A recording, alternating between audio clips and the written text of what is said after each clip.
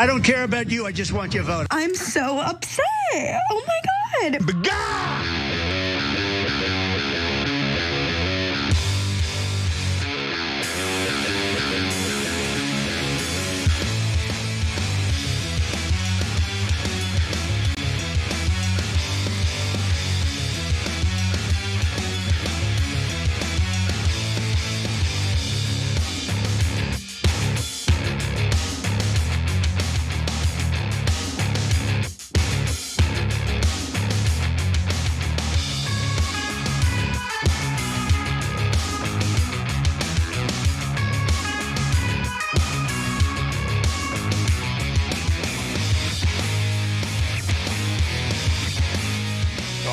Welcome to the Young Turks, the online news show. Cenk Uygur, Sharon Reed with you guys. Sharon's on Rebel HQ. Check that out on YouTube. All right, we got a big show ahead for you guys. Tons of updates on Epstein. A lot of people telling you, don't talk about Epstein. Whatever you do, don't talk about Epstein. And then Trump throws a bag of squirrels at it. We're going to talk about sports teams' names. Tulsi Gabbard's going to investigate Obama for treason. Is she? Is she? Okay, so we're gonna talk about all of that and fight off the squirrels one at a time for you guys. So fun show ahead. Oh, and in the second hour, Ben Glebe and I will discuss Syria, Turkey, and Israel. So buckle up, brace for impact. Okay, Sharon, what do you got first? All right, I'm gonna stay tuned for you and Ben, but first up, pervy Trump, Cenk. What is the best thing about being Donald Trump right now? Well, other than the fact I'm married, okay? Right. And I'm very happily married. I have a great wife. But if I weren't married, I'd be able to get all of the girls I want, except for possibly Robin. Do you think you could now be banging 24-year-olds? Oh, absolutely. I have no trouble. Would you do it? I have no problem. Yeah, do you have an age limit, or would you? No, I have no age. I mean, I have an age. I don't want to be the like upper bracket, Foley with 12-year-olds. Thanks for clarifying, I guess. Last week, Wall Street Journal released an explosive report on President Donald Trump and one Jeffrey Epstein. Since then, a number of very creepy clips have resurfaced, like the one you just saw with Howard Stern. It was recorded in 2006, and we do have more where that came from. But first, Cenk, any of the stories really surprise you at all? I mean, Trump's been at this for years. Yeah, so Trump's a well-known pervert, and we've covered him now, unfortunately, for over a decade on this. And so some of the clips, some of you'll go, oh yeah, remember when he did that? And but they're very disturbing nonetheless, as you'll see in a minute. In this particular case, look, guys, I have mixed reaction to this. On the one hand, saying like they're joking, they're clearly joking around, and I think taking the jokes that people made decades ago overly seriously is not necessarily the right way to go. They're talking about a specific scandal about Tim Foley, that's a congressman at the time, and he said not as young as the 12-year-olds, etc. When Robin, by the way, was clarifying, she meant the upper age limit, but he immediately thought of the lower age limit and gave the number of definitely not 12. So as I give you the context of joking, blah, blah, blah, Foley, nevertheless, like the idea that the number 12 would pop into your head is disturbing, right? Like that shouldn't be anywhere near the number that pops into your head. So, and there's a lot of those, if you add them all up, it begins to draw a picture for you. At the same time, I know what the MAGA guys say, and they, as upset they are as they are about Epstein files not being released, etc.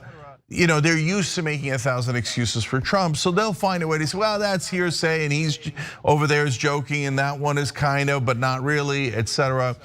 And to me, Sharon, what's most important is, yes, but like whether Trump is on the list or not, I really don't know.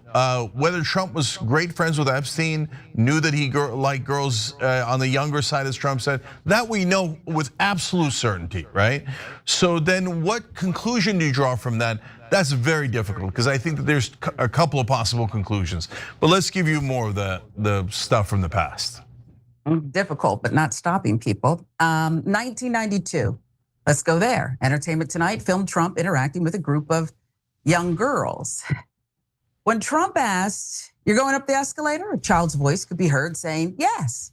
Trump then responded with, I'm gonna be dating her in 10 years. Can you believe it?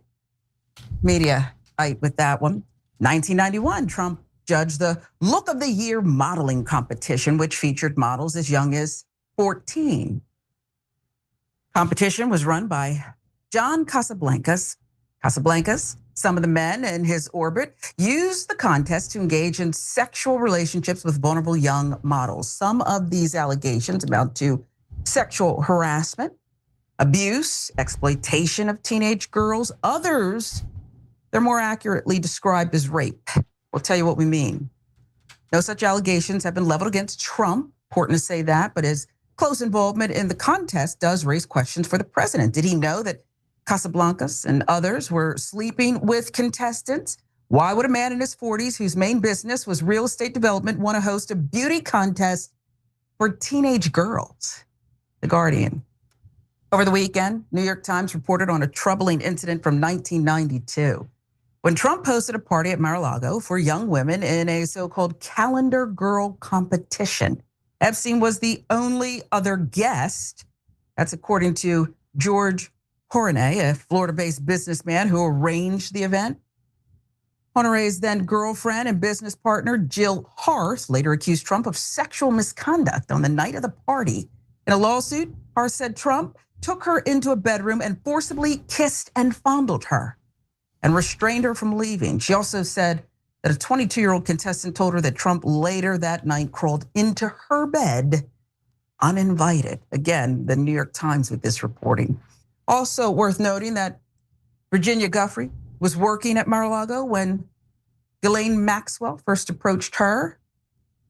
Giuffre stated that Epstein and Ghislaine Maxwell trafficked her to Prince Andrew and other powerful men. She committed suicide earlier this year. Maria Farmer was another woman who states she was abused by Epstein and Maxwell. She had an encounter with Donald Trump in 1995.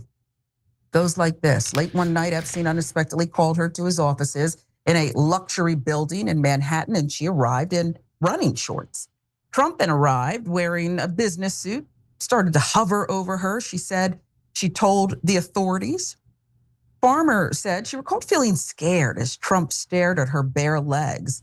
Then Epstein entered the room and she recalled him saying to Trump, quote, no, she's not here for you. The two men left the room. Farmer said she could hear Trump commenting that he thought Farmer was 16. 1993, Epstein was dating a woman named Stacey Williams. That year, Epstein and Williams visited Trump Tower to say hello to Trump. Here's what Williams says happened next. As Trump and Epstein conversed, Trump pulled Williams toward him, touched her breast, waist, and buttocks, she said. It was like an octopus, she said. I was utterly confused and frozen. Look, this is a lot of stories, Cenk, over a period of decades. Different women who we have no reason to believe they all knew each other and concocted these stories.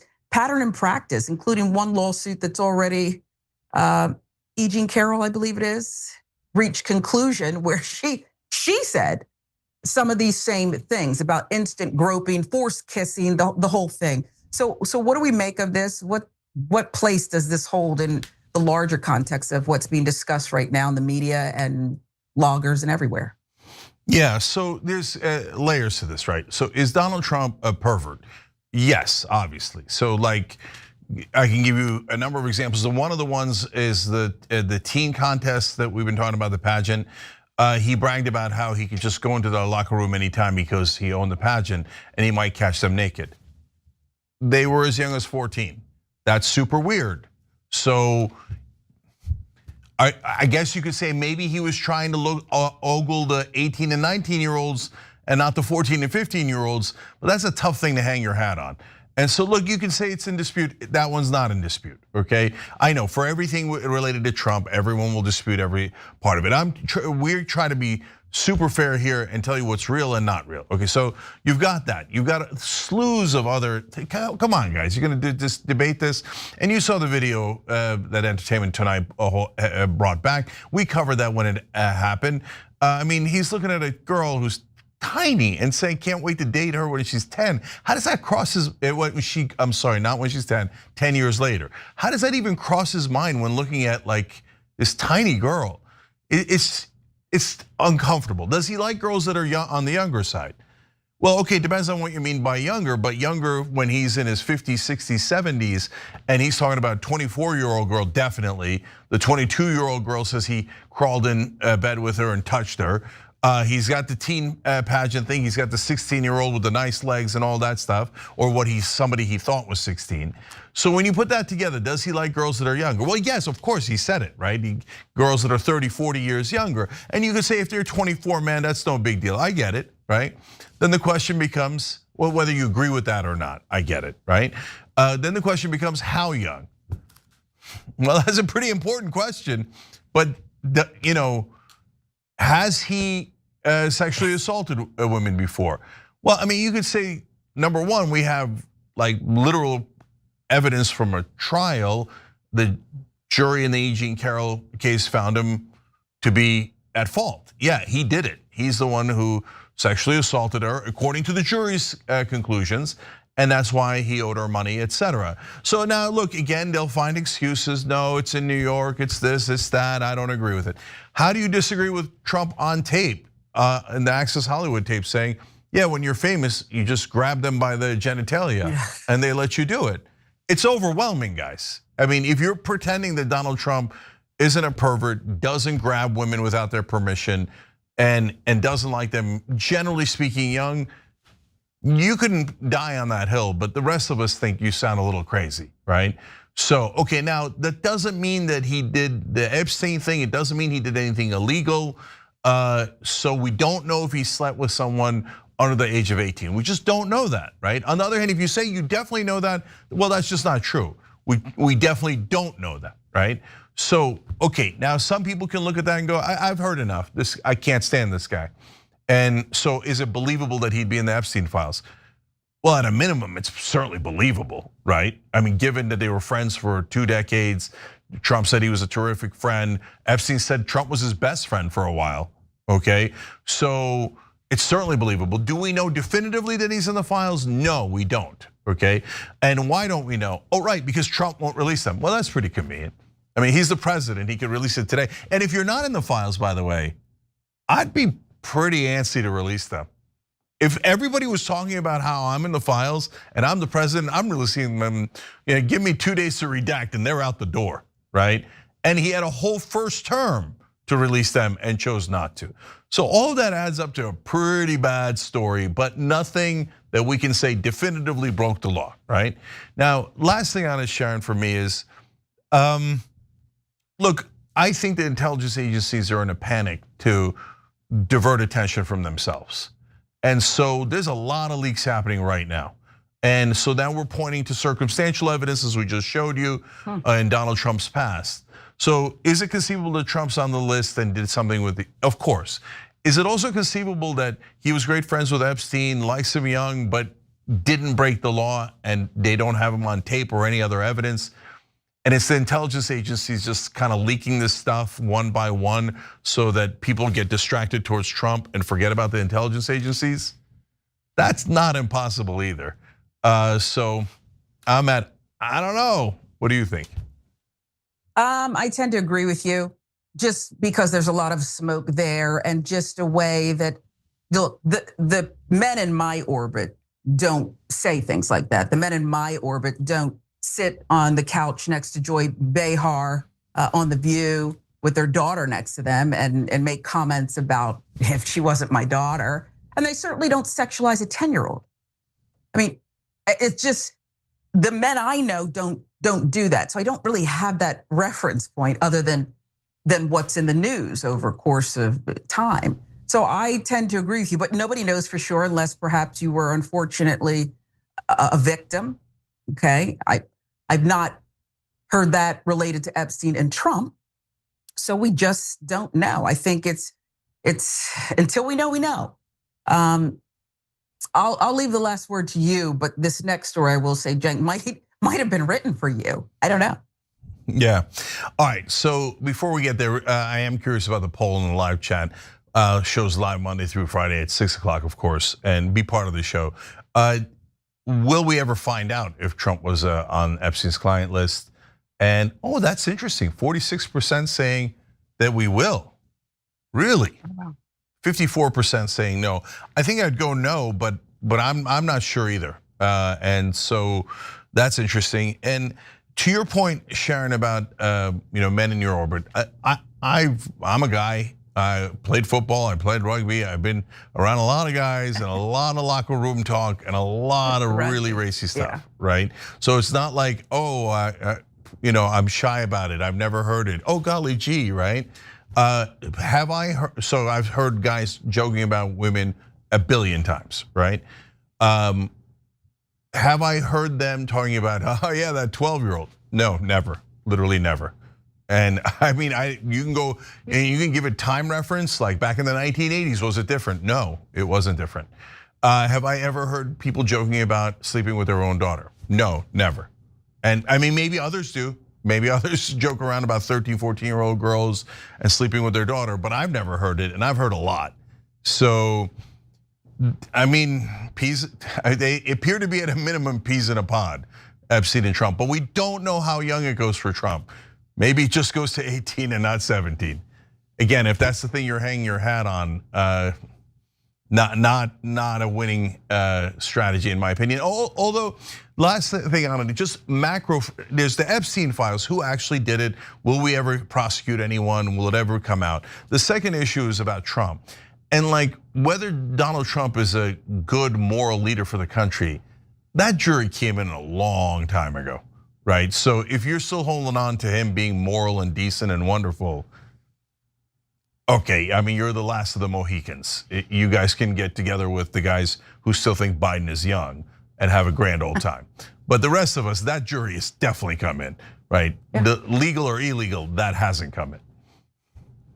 Yeah, I also think that, look, people are different. And just because someone colors outside the lines doesn't necessarily mean that, they're not normal. But Trump's not normal, and he's socially inappropriate at best, okay, with the things he says, because I think most people don't have a reference point for it. I once looked, this was recently, at my daughter. She has these beautiful little feet, and she always has since she was a baby.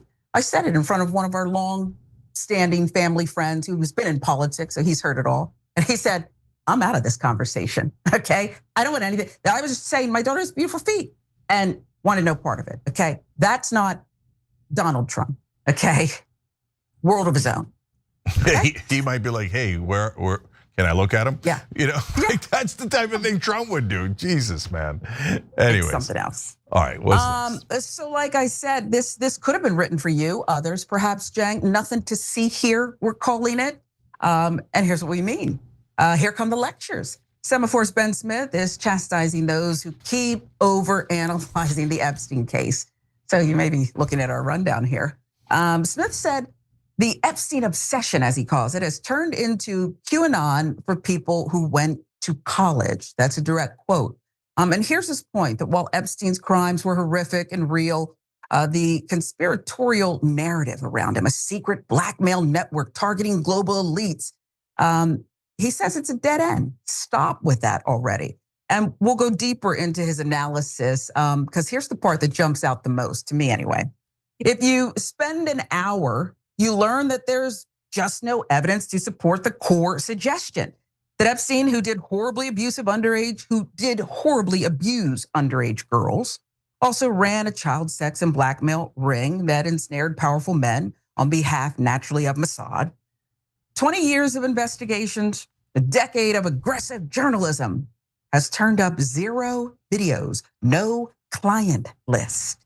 Now, Smith goes on to argue that this obsession, as he puts it again, it's distracting from actual political strategy, and it's not even landing with voters. And we'll have more on recent polling about that coming up. But your initial thoughts on what Ben Smith has to say about this obsession, Mossad, theorizing about it? Yeah. I mean, the critical word in that whole thing was Mossad. So Ben Smith doesn't want to talk about Mossad. Mainstream media doesn't want to talk about Mossad. All the people we're about to show you don't want to talk about Mossad. So nothing to see here, nothing to see. Come on. an otherwise pretty good journalist, as as much as you can be in mainstream media. So for him to say, I mean, there's no evidence. So if you look into it, you'll see that there's no evidence. Yeah, because the government didn't release it. That's what the whole controversy is about. You're gonna just glide past that? Nah, Ben's a smart guy. Like that didn't occur to you? Oh, we don't have the evidence because the government won't tell us? Okay, so is Ben saying that there's nothing to see here? That there was no other person who slept with the hundreds, and now some people are saying maybe 1,000 underage girls? Just Epstein and Ghislaine Maxwell. But otherwise, there's no evidence that a single other person did. Well, why did they pay out like nearly $500 million in payments in lawsuits? The banks did because they were covering it up. Prince Andrew paid a ton of money, etc. So even Prince Andrew didn't do it. Nobody did it. It was just Epstein. Now, if you're a real journalist, you can't believe that. And so for him to pretend like that, the central controversy is whether the government will release any of that evidence or not, just for him to say, I'll take the government's word. Well, they didn't release it, so there must be none. Well, if that's his standard for journalism, then I take back that he's a relatively good journalist, because that's a miserable level of journalism. And then he says, well, it's been thoroughly investigated by great journalists. Has it? There's a great piece that broke the story from a reporter that he quotes in Miami Herald, etc., and a couple of others that did a pretty good job. And I love that they did real journalism. Were the other publications all over Epstein? I mean, I remember covering it, because we're ancient, back in 2006 when he got arrested, right? And I don't remember other media organizations being like, who's on the list? What's going on? Why did he get a light sentence? Nothing. Maybe Ben Smith is seeing unbelievable record-breaking journalism from NBC and CBS and CNN and New York Times and Washington Post that I missed pre-2019. So I'm happy to see the dozens of articles where they just dug in and they wouldn't take no for an answer from the government. Here, Ben Smith is literally saying, yes, we should all take no for an answer from the government. Hey, can we have any evidence related to Epstein? No, good enough, perfect, no evidence, look away everybody. And so why Mossad? So that's one of the theories out there. We don't know because we don't have access to the evidence, right? But is it a legitimate theory that perhaps if there were people who participated in the rape of those underage girls, I mean, what do they think? Ghosts did it? The girls did it to themselves? I mean, come on. It's an absurd. They have the conspiracy theory that the girls raped themselves. Okay, if you want to be a lunatic about it, sure, and destroy any credibility you have in real journalism, not mainstream media journalism, where you're like, oh, I do declare, I've checked with the government, and the government says I should be the stenographer, and nothing to look here. Okay, yeah, you want to do that kind of crap journalism that mainstream media does? Go ahead, you can do that your entire career, right? And you'll get nothing but bravo, right? But if you're an actual journalist and you want to dive into the story and figure it out, you don't go, well, the government didn't give me any evidence, so I guess there isn't any. Okay, so in this massive, what appears to be a conspiracy to cover up the hundreds of girls who were raped. Okay, so nobody did it. No one's gonna get prosecuted. When you look at that, and the government under both Democratic and Republican administrations are so intent on covering it up, and you don't wonder why, and you don't wonder if there might be an intelligence agency. First of all, CIA, that would be the first guess, right? Are you saying, if you're a journalist, are you saying there's no way the CIA would do that? They are way too moral. We shouldn't even ask. Let's move on already. Come on. You're making it obvious. You're making it super obvious. And then when you throw in, definitely not Mossad. Okay, I got it, Ben. I got it. It's crystal clear. And if it was just Ben Smith doing it, he's not only is he not the worst of them, he's generally a little bit better, right? So I'd be like, okay, whatever, it's not the end of the world.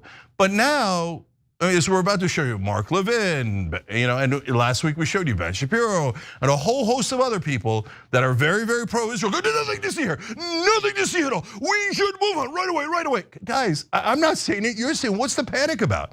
If you said, hey, I think the government of Norway might be involved, I'd be like, oh, that's curious, but I don't mind looking into it. What's the big deal? right? The government of Bolivia might be involved. I didn't see that coming. By the way, some people say maybe MI6 or Saudi Arabia.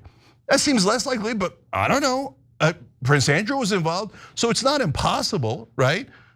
What is wrong with asking? Why do we all have to move on instantly?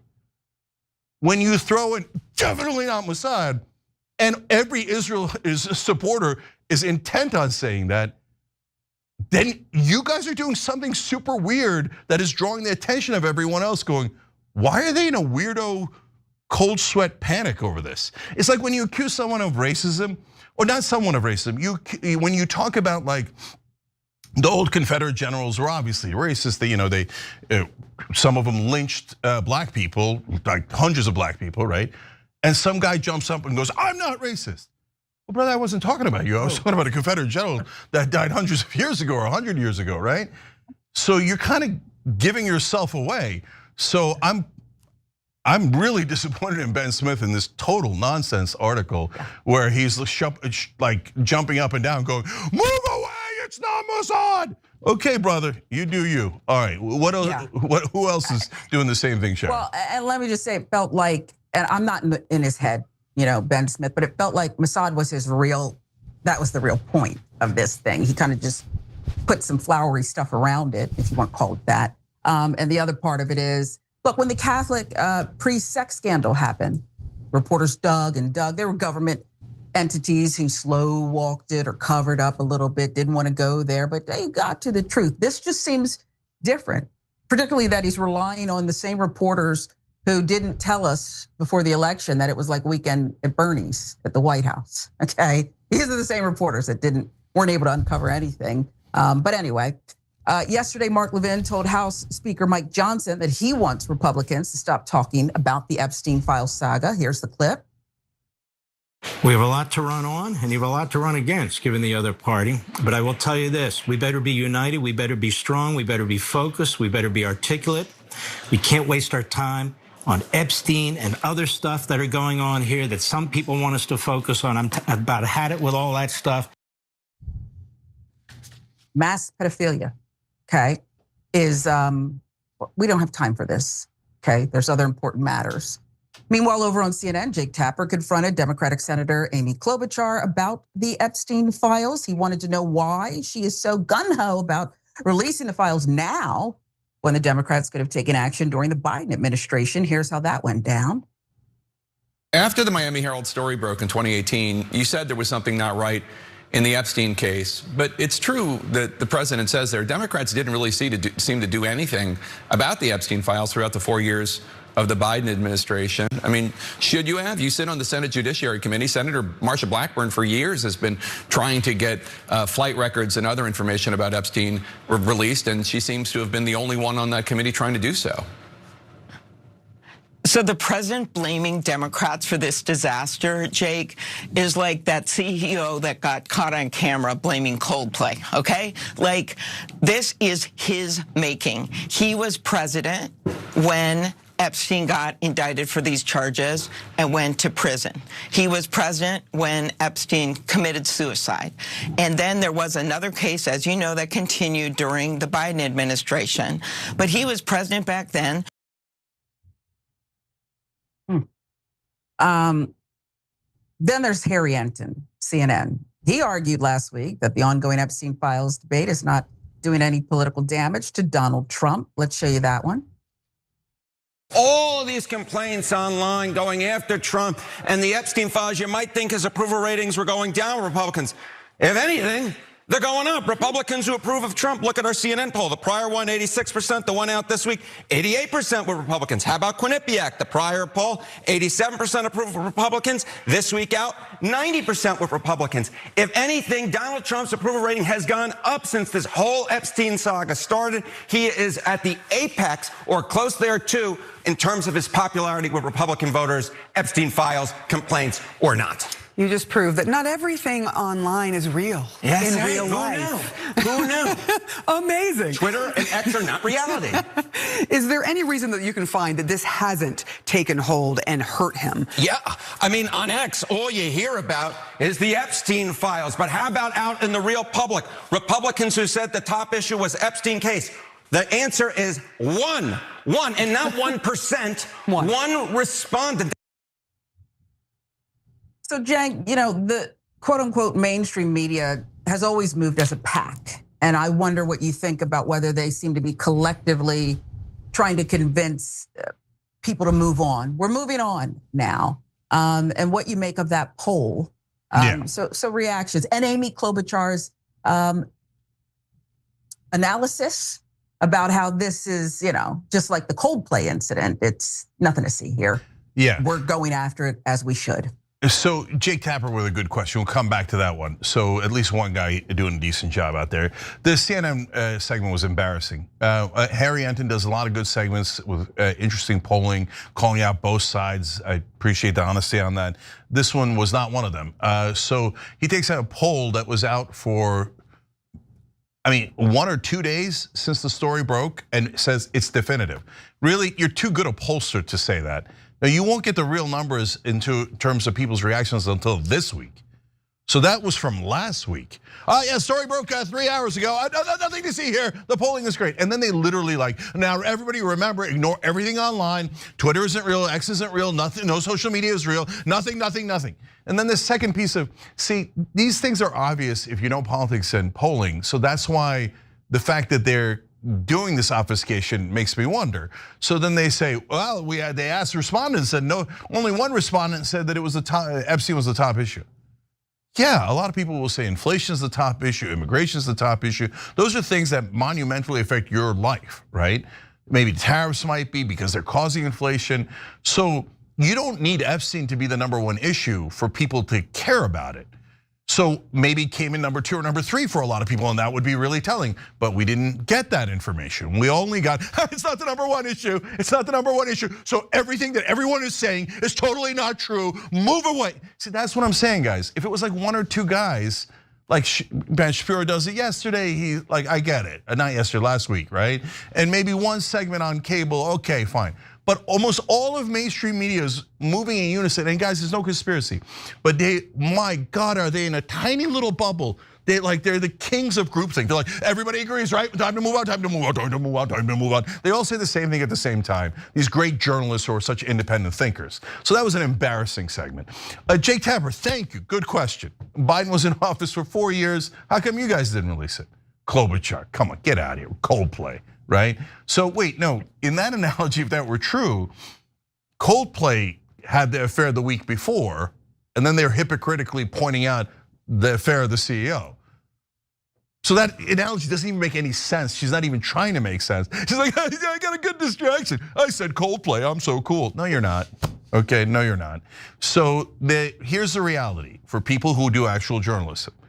Trump had 4 years to release the files the first time around. He didn't, because he's never going to release them. He's super worried about them coming out, either because he's personally in them, or his friends and donors are in them, or because it involves intelligence agencies.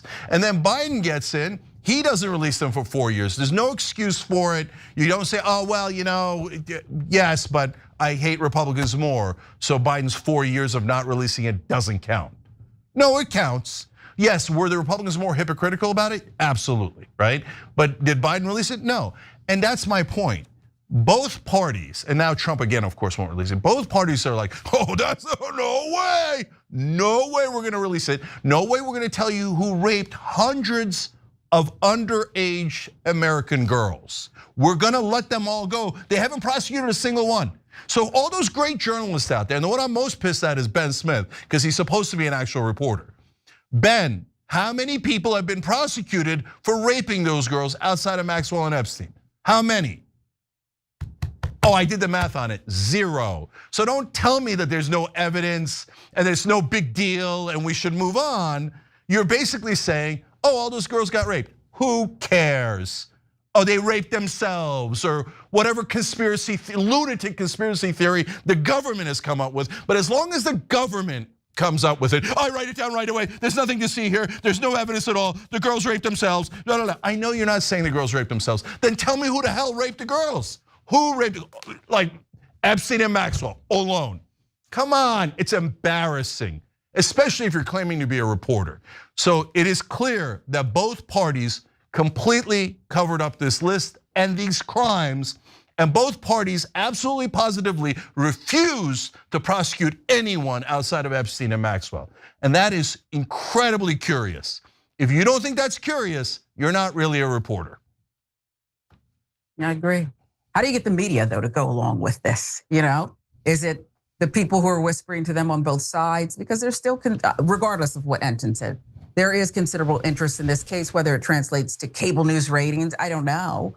But that's just an outstanding issue I have.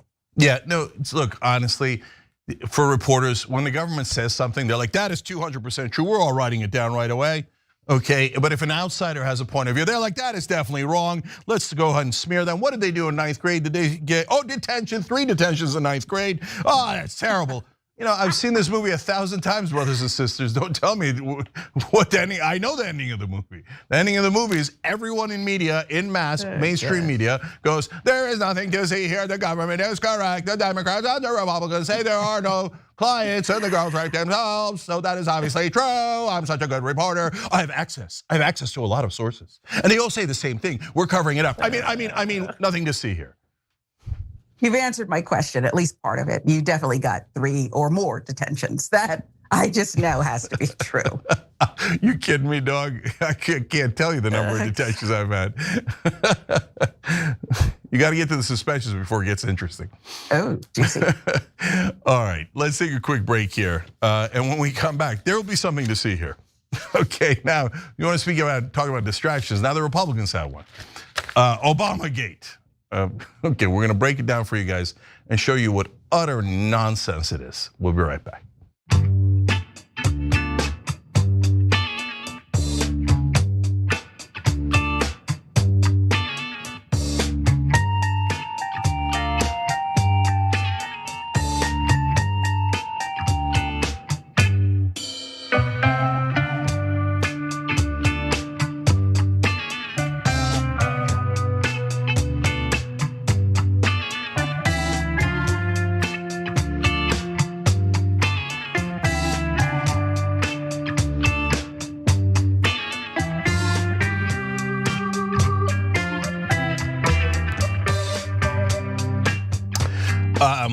So let's go to our members and then both on TYT.com and YouTube. Let's start with TYT.com. Cenk's left tricep furor with a random but important story. Cenk, my dad passed away last Friday. For the last 10 years, he was a proud MAGA supporter. Although we didn't agree on politics, I made it a point to get along and try to see his point of view. I'm really glad you did that, even though it can be frustrating. So much of it was based on fear. Trump and his posse were so good at that. I despise Fox News crew he watched every day, which brainwashed him. I'm not only grieving his passing, but what could have been. What a waste. Thanks for listening. Well, thanks for writing in, brother. I really appreciate it. And that's a tough thing to go through, and I understand that. And so if you know when you see me super frustrated, whether it's Fox News or about mainstream media, I'm frustrated because of that exact reason. They're brainwashing millions of people across the country. Whether it's Fox News, oh, Republicans are great, oh yeah, they care about the debt. Just kidding, they added 4 trillion, we all got tax cuts, right? So that kind of lying garbage horse crap Fox News does 24/7. Or you turn to MSNBC, oh, Kamala ran a perfect campaign, Biden's a teenager, whatever, right? But mainly overall mainstream media, corporate rule is great, status quo is great, don't change anything, don't change anything, don't change anything. Every outsider is a piece of crap, filth. Insiders are awesome and should be respected, etc. I can't stand the brainwashing. I can't stand it. Drives me crazy. But we have to be patient and try to break it down piece by piece. So, and then Gary Donahue wrote in, I'm trying my best to get all my friends and family to watch TYT for the truth, the whole truth, and nothing but the truth. Gary, I really appreciate you doing that. All of us, we build this temple one brick at a time. All right, go tell someone else. I saw somebody texted me that they saw it in some town in Milwaukee or something, that they had it on a station in a restaurant, TYT. Like we're on YouTube TV, Samsung, Roku, etc. 24-hour channel, TYT.com. Have your local restaurants, your local newspaper outlets, etc. Turn it to TYT. So like we get a diversity of point of view. Have people watch it. So I appreciate all you guys doing that, and you're absolutely right about how we got to break through and how hard it is. Jack Callahan writes in, Bill Clinton was impeached over oral sex with a grown woman. Is there any doubt that at least Trump had the same with underage girls? Well, look, I don't know what Trump had or didn't have, as we explained earlier, Jack, but should we look into that? I mean, if the people who said Bill Clinton was the worst thing on earth say don't look into it, you're absolutely right that it is massive, record-breaking hypocrisy. Salvi Dragon says, Cenk, if the Epstein saga won't convince MAGA that Trump isn't for them, then I genuinely give up on MAGA. There's no way in the future those people and progressive people can work together. Think about it. What bill or law will get MAGA to say, wow, AOC is a good point, I'll vote for that? That's a healing fantasy I don't think is realistic. Number one, brother, you don't need MAGA. You need the independents that voted for Trump. And they're a completely different animal. They don't care about Trump or the Republican Party. They came in for an idea and they got lied to. And now a lot of them realize they got lied to. If you're trying to convince the very outer edge of MAGA, why are you wasting your time on that? That's the last guy we're gonna get. But are some of MAGA really pissed about this? Yes, despite what their corrupt media is saying, tons of MAGA are still pissed about it. We'll be back.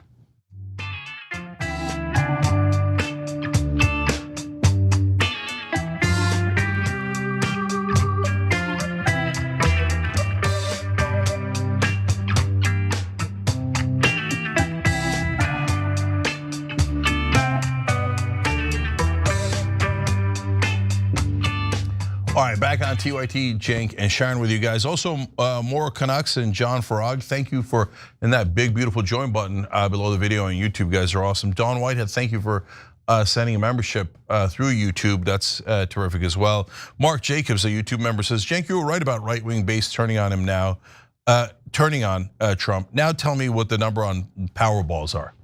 Yeah, that's not how it works. I appreciate your Mark, but you have to get evidence first. And I have no evidence about what the numbers are going to be. The evidence I had for why Trump voters, some portion of Trump voters would turn on Trump is because I talked to them, and more importantly, I listened to them. I know in this tribalistic times, that's what heretics do. You listen to the other side? Instead of just calling them names or punching them in the face? Heretic, right? But when you listen, you go, oh, okay, they're not gonna budge on that at all. They might budge on that. Oh, we have surprising agreement on that, right? But that requires an open mind. But anyway, thank you, brother, I appreciate it. Sharon, what's next? How about another investigation? Call it Obamagate.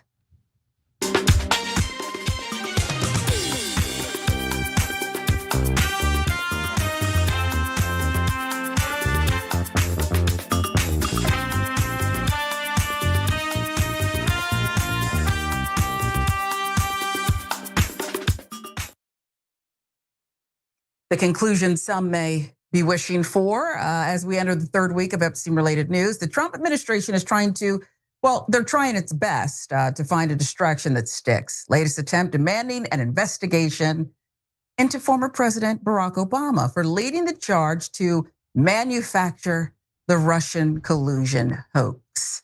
As we could see by that clearly AI video, I wonder how many times it's been reposted. For the record, it was posted to Trump's Truth Social account. Trump is clearly hoping this one sticks. Cenk, we're gonna get around to the details on this one in just a bit, but first, what's your initial reaction as well as what you thought about the video that Donald Trump posted this time? Yeah, so this is an obvious distraction. There's one other theory, we'll share that with you guys. We'll prove that it's meant to be a distraction from the Epstein files a little bit later in this video. But I gotta tell you, I criticize Obama a lot. I criticize him from the left, I criticize him as a populist. I think he's way too establishment. That video made me sick. And that was just uncomfortable to look at. That was viscerally made me angry.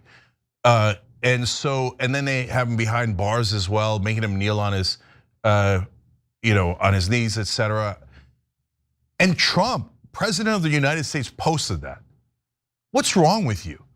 Now, if Democrats have done the same thing, and in front of Obama, Trump gets put on his knees and arrested, and then behind prison, etc.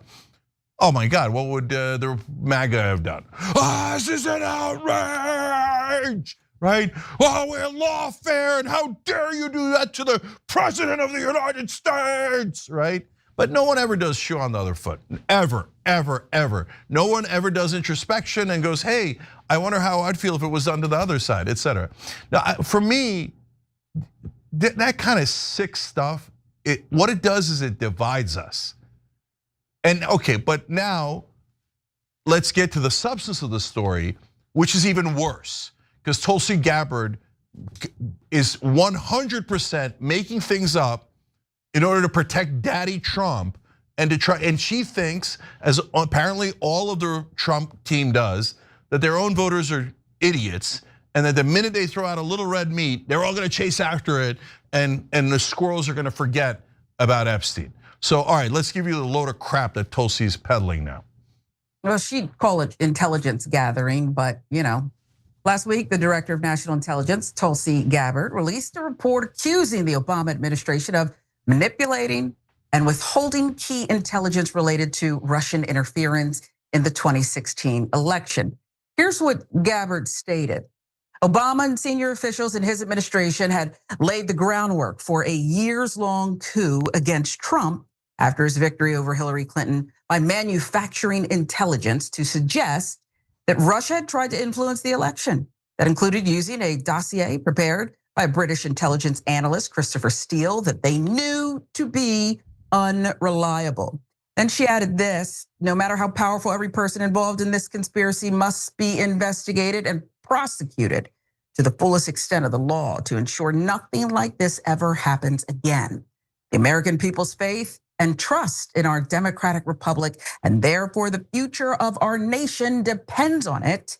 Gabbard went on, a multitude of Fox shows, including Maria Bartiromo's Sunday morning show, where she discussed some of her proof. Listen. In the months leading up to the November 2016 election, the intelligence community agreed that there was no intelligence that reflected that Russia was trying to hack the election in favor of either candidate. The evidence showed, the intelligence showed that, again, Russia did not have either the intent nor the capability to be able to impact the outcome of the United States election. So it was very striking when we look back again at the documents that I declassified and released that shows there was a shift. In early December, the first week of December, again, another document was produced by the intelligence community, a president's daily brief that was consistent with every other assessment that was done previously leading up to the election. Russia did not, this is after the election now, did not attempt to affect the outcome of the American election. That was never published. Hours before it would have gone into President Obama's President's Daily Brief, it was pulled by a senior level intelligence official saying that they had to pull it because they had received new guidance. There you see Tulsi Gabbard. She has a very a different affect, we'll call it, but particularly comfortable in a setting where she's not being challenged at all. So what happened next? Well, take a look at the graphic. It shows you what happened next. And following the full briefing, Obama officials, including James Comey, John Brennan, James Clapper, they met with Obama to plan the hoax. This is her reporting. Tulsi Gabbard, Director of National Intelligence. They began outlining a new assessment claiming the election was hacked, and then leaked this news to the media. But here's the thing. Gabbard's claims directly contradict the findings of the Senate Intelligence Committee's landmark Volume 5 report from August 2020, nearly 1,000-page document that laid bare the extent of Russian interference in the 2016 election. That report was not a product of MSNBC or the so-called deep state. Republican Senator Richard Burr first led the Senate Intelligence Committee investigation after Burr stepped down under a cloud of an FBI investigation. Stunning report received final approval from acting chair Marco Rubio, who now serves as President Donald Trump's Secretary of State. Now, the committee found that Russian President Vladimir Putin ordered a sweeping campaign to influence the 2016 election in Trump's favor. The report explicitly states that Russian intelligence services, especially the GRU, engaged in cyber operations to hack and disseminate emails from the Clinton campaign and the DNC, and amplified pro-Trump narratives via state-sponsored media and social media operations. That report also found that Donald Trump's campaign chairman, Paul Manafort, had a close relationship with a man named Konstantin Kilmanik, who was likely a Russian intelligence officer. Regardless, now that all of this has come out, Gabbard is pushing it all, well, onto Pam Bondi and Kash Patel so they can yet again take the blame once this all blows up. Watch.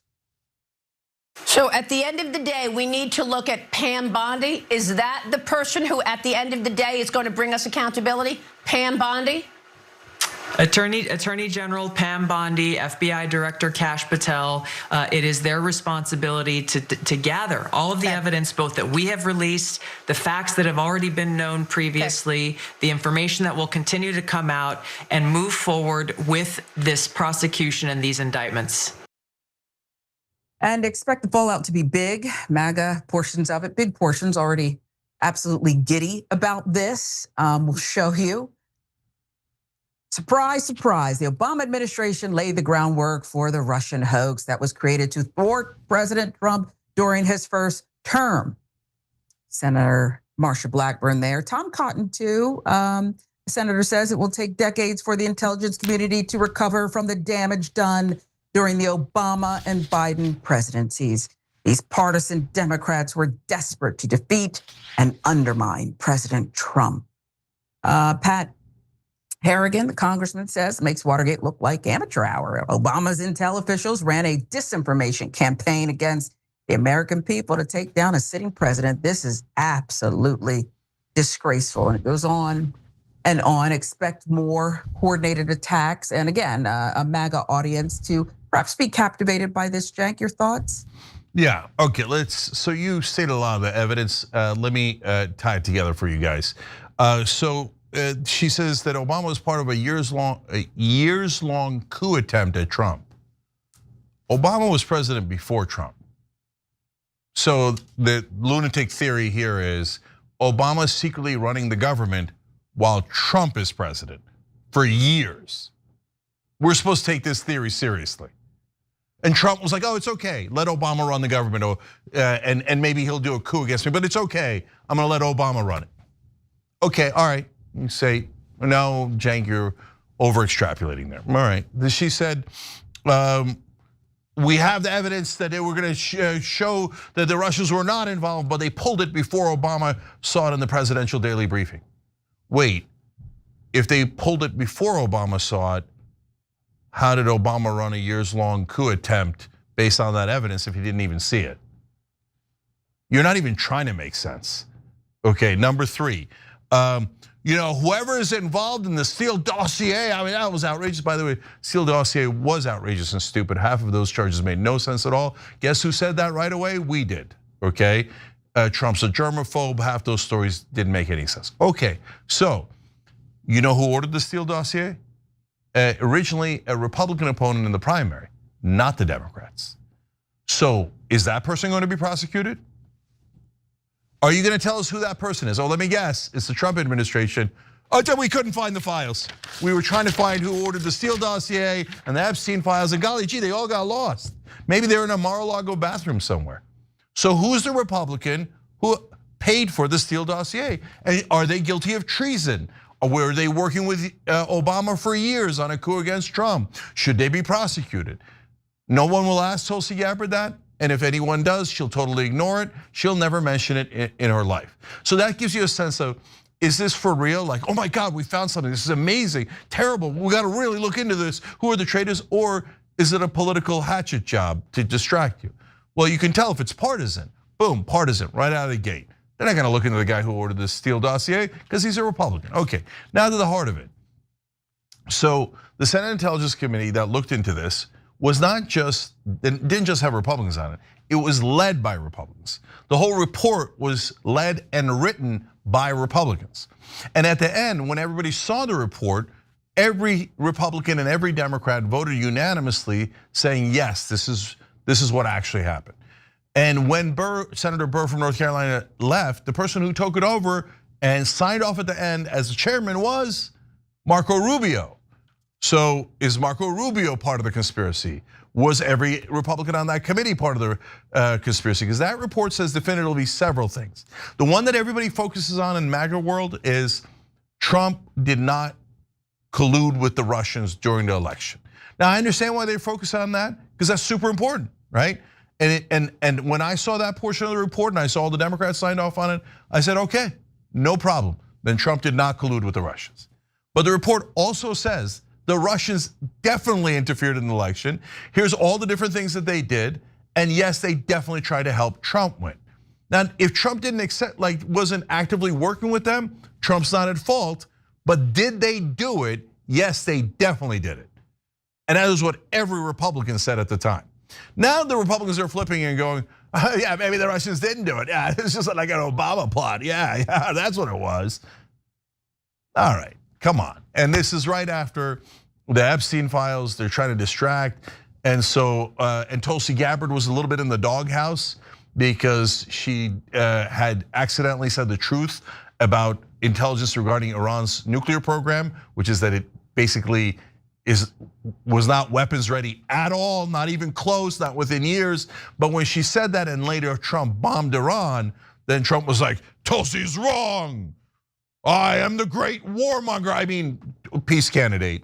And so she's trying to make up to Trump, be like, oh yeah, well, I'll help you with your stupid lies about the Russians from 2016. Why are we talking about 2016? Do you know who won the 2016 presidential election? Donald Trump did.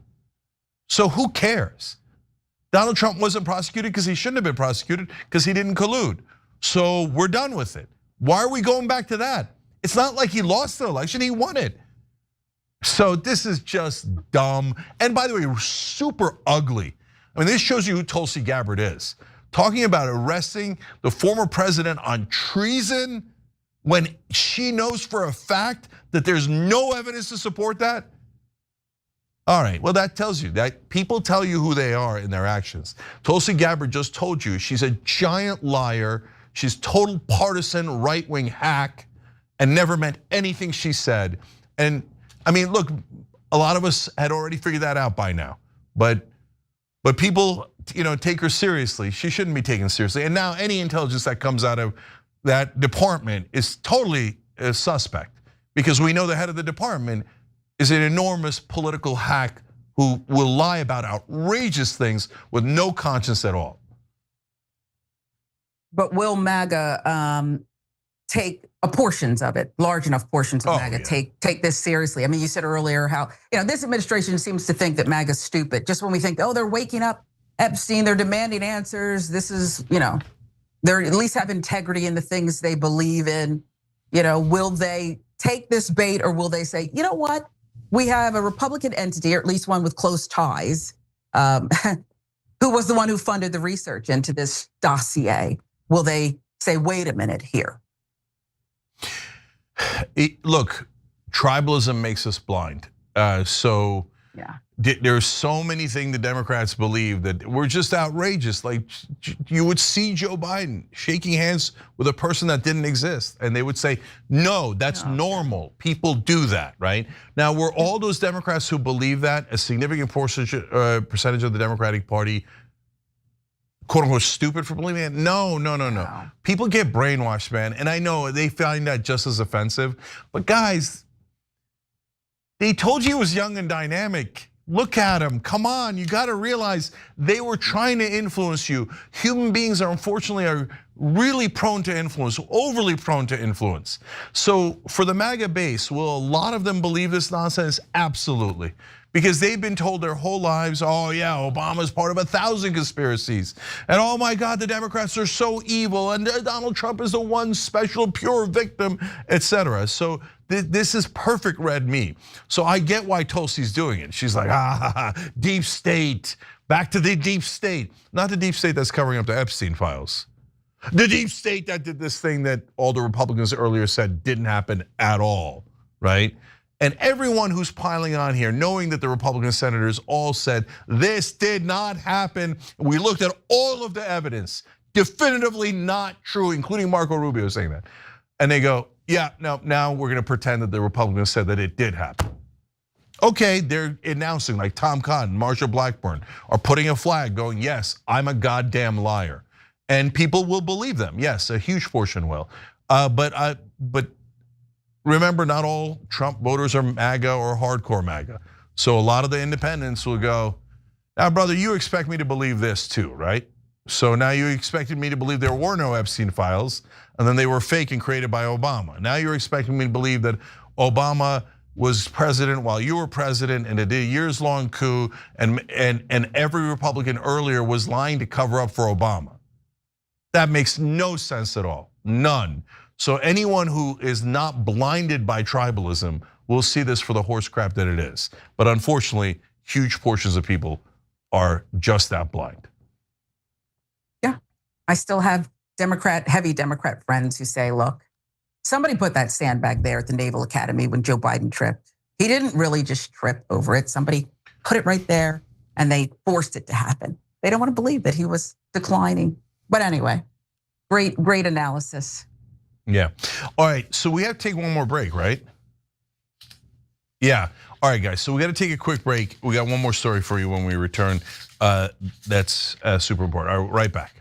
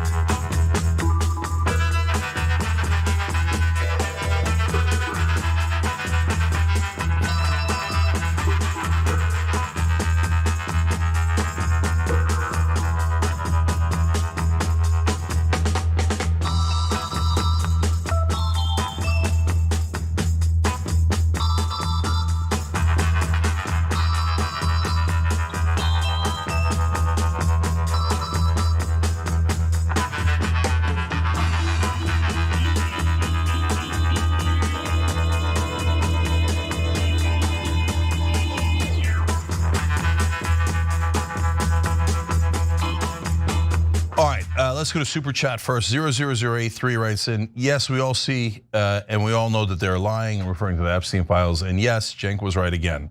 Well, I appreciate you saying that, brother. But not everybody agrees. Anonymous says, unsubbing, tired of this conspiracy circus and clickbait on Epstein, tired of hearing about it and don't care, doesn't affect me. Some people do genuinely believe that, and some people call themselves anonymous and pretend that they're leaving. That's a super old trick. But that person might be entirely real. And by the way, there's nothing wrong with that. Like if you say, hey, you know what, I don't like that. I don't think that's an important thing. I'm gonna go find a show that's only talking about hardcore policies. First of all, if you find one on the left that talks about policy more than we do, let us know. But to each his own, to each his own. Much love, brothers and sisters. And if you sub for us for a while, then bless your heart, man. You helped and we appreciate you. Brian Schwartz writes in, let's hope a new war doesn't break out to deflect from Trump's sexual proclivities and the Epstein files not released. Brian, I am worried about that. But I think that if he starts a war, it makes it worse, not better with his base. So at least there's that angle to it. Now, whether he realized that is a different question. Constantine Kaviris writes in, after a year of unemployment, just accepted a job offer, sharing the joy with TYT via Super Chat. Can I get a shout out? Absolutely, Constantine. You're a great member, appreciate you. Love that you got a new job. Congrats, brother. I love this community and I love that we stick together. So let's go to YouTube members. Optimote 4774 says, Cenk always demanded this crap, meaning the list, etc. He has principles. I don't care that I usually disagree with him. He has principles. That is why I watch this show almost every night. I believe this man. Well, listen, brother, I really appreciate you saying that, especially because you don't agree. And I appreciate that you have an open mind and you're trying to look for facts.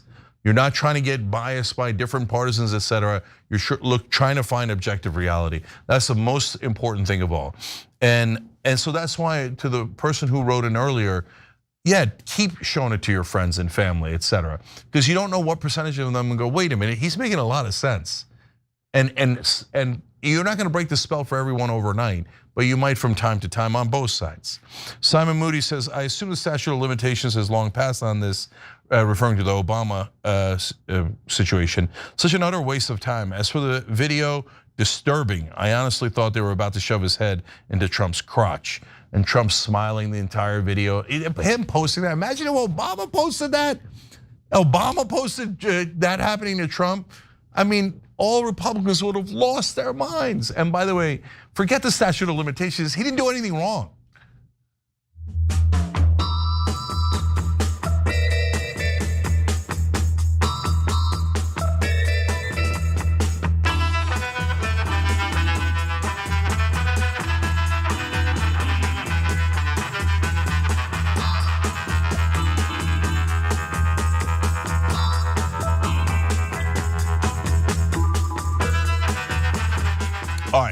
All right, guys, we're back. Just a couple of comments here, and then we got to take a quick break again. Ben Gleib's going to join us. A lot of interesting commentary in the second hour. Sharon, I'll just read a couple of quick ones for you that are YouTube members. Yo Progressive Stylist wrote, and Cenk, I would love to play your show in my shop. I own a solo salon in the Upper Peninsula of Michigan. Majority of my clients on the right, so they would be so offended. Well, you know what? Look, it's your business. I can't ask you to take a chance with it, but I'd play it from time to time and see what reaction you get, because you might be surprised at the reaction. I've been surprised at the reaction from time to time from people like the comment I just read earlier from the member who said, I disagree with you on most things, but at least you're honest. And that's the reaction we're getting a lot. So maybe just a little bit and see what happens. Flourishing Recovery says, what would happen if the Democratic nominee for president ran on releasing the files? They would win, that's what would happen. But they have to actually mean it, and they have to actually release it when they get into office. So maybe a Ro Khanna could do that, but everyone else, I mean, if they ran on it, the corporate guys, I wouldn't believe it for a second, right? But will they run on it? No way, no way. You saw what Pelosi did the other day. Pelosi was like, Donald Trump is right. This is no big deal at all. We should definitely move on from Epstein. That's what they're all gonna say. Gee, I wonder why people think it might have something to do with the government. When both sides go, move away, don't talk about it. Okay, the panic is thick in the air, including from Democrats. Guys, this is all a shell game. It's all theater. You're in a play, and the mainstream media's job is to pretend that it's not a play and it's real life. Anyway, okay, we got to take a break. Sharon, you've been phenomenal. We appreciate you. Appreciate you more. We're gonna solve more mysteries together soon. Okay, check out Sharon on Rebel HQ on YouTube. We're gonna come right back, and we've got not only Israel and Syria and how's that working out. Ben and I will have an interesting conversation about that. And now, of course, as expected, not just Republicans, but the Democrats attack Zohran Mamdani. Of course, we'll be back.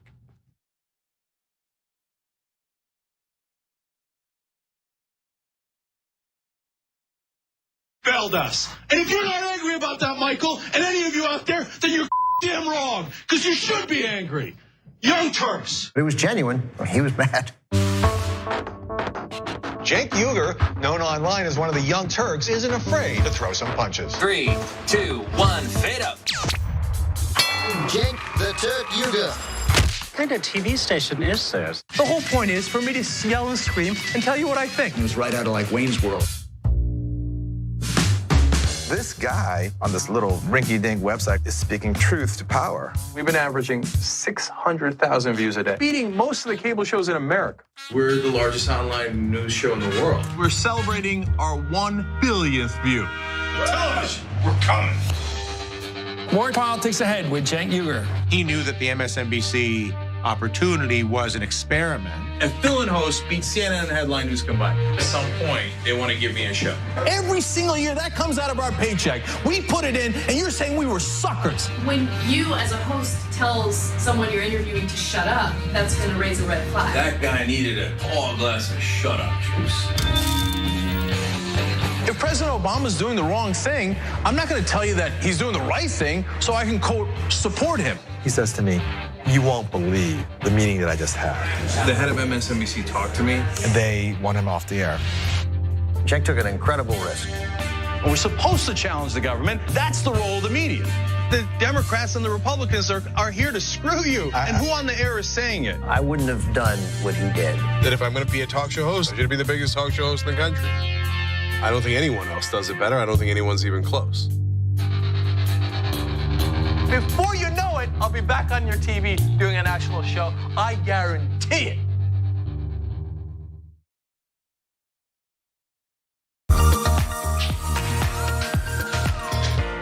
Magic. It's showtime. And say 45 minutes. I'm hosting today. Now I know what you're thinking, JR, your face is already perfect, but you know what? I still need to apply some makeup. I went through this process, right? A few years ago, when I realized that I was gonna have to wear makeup on the show. I had to go through like finding out what my undertones were. You guys know what those are? I got my MAC Cosmetics. It says SPF 15 foundation, broad spectrum. But apparently what I have is red undertones, and I think pores are not supposed to be seen. I need all these things to be confirmed for me. These sponge things don't work for me. You gotta use your hands. This I did. That's how the magic really happens. So we're gonna go through a tutorial how to make the magic happen from beautiful to beautifuler. Let's go. I've already been moisturized. That's the first thing. But moisturization already happened. We go raw. All hands. Pick up. Couple streaks. This is the guy we're putting on makeup. We got dots.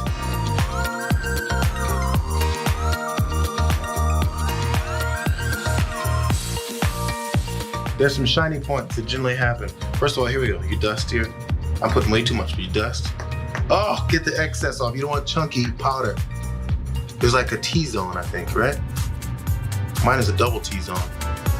Because I went middle and another cross. Make sure your nose isn't all shiny. People get on you for it. They'll say, that's not a good point you made on there, JR.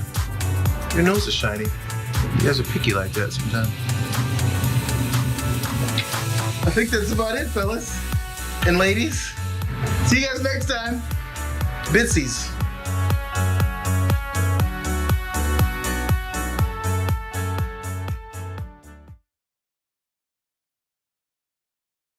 Truly believe that this is a human being. This, without a doubt. Without a doubt? Yes. This is a dolphin fetus.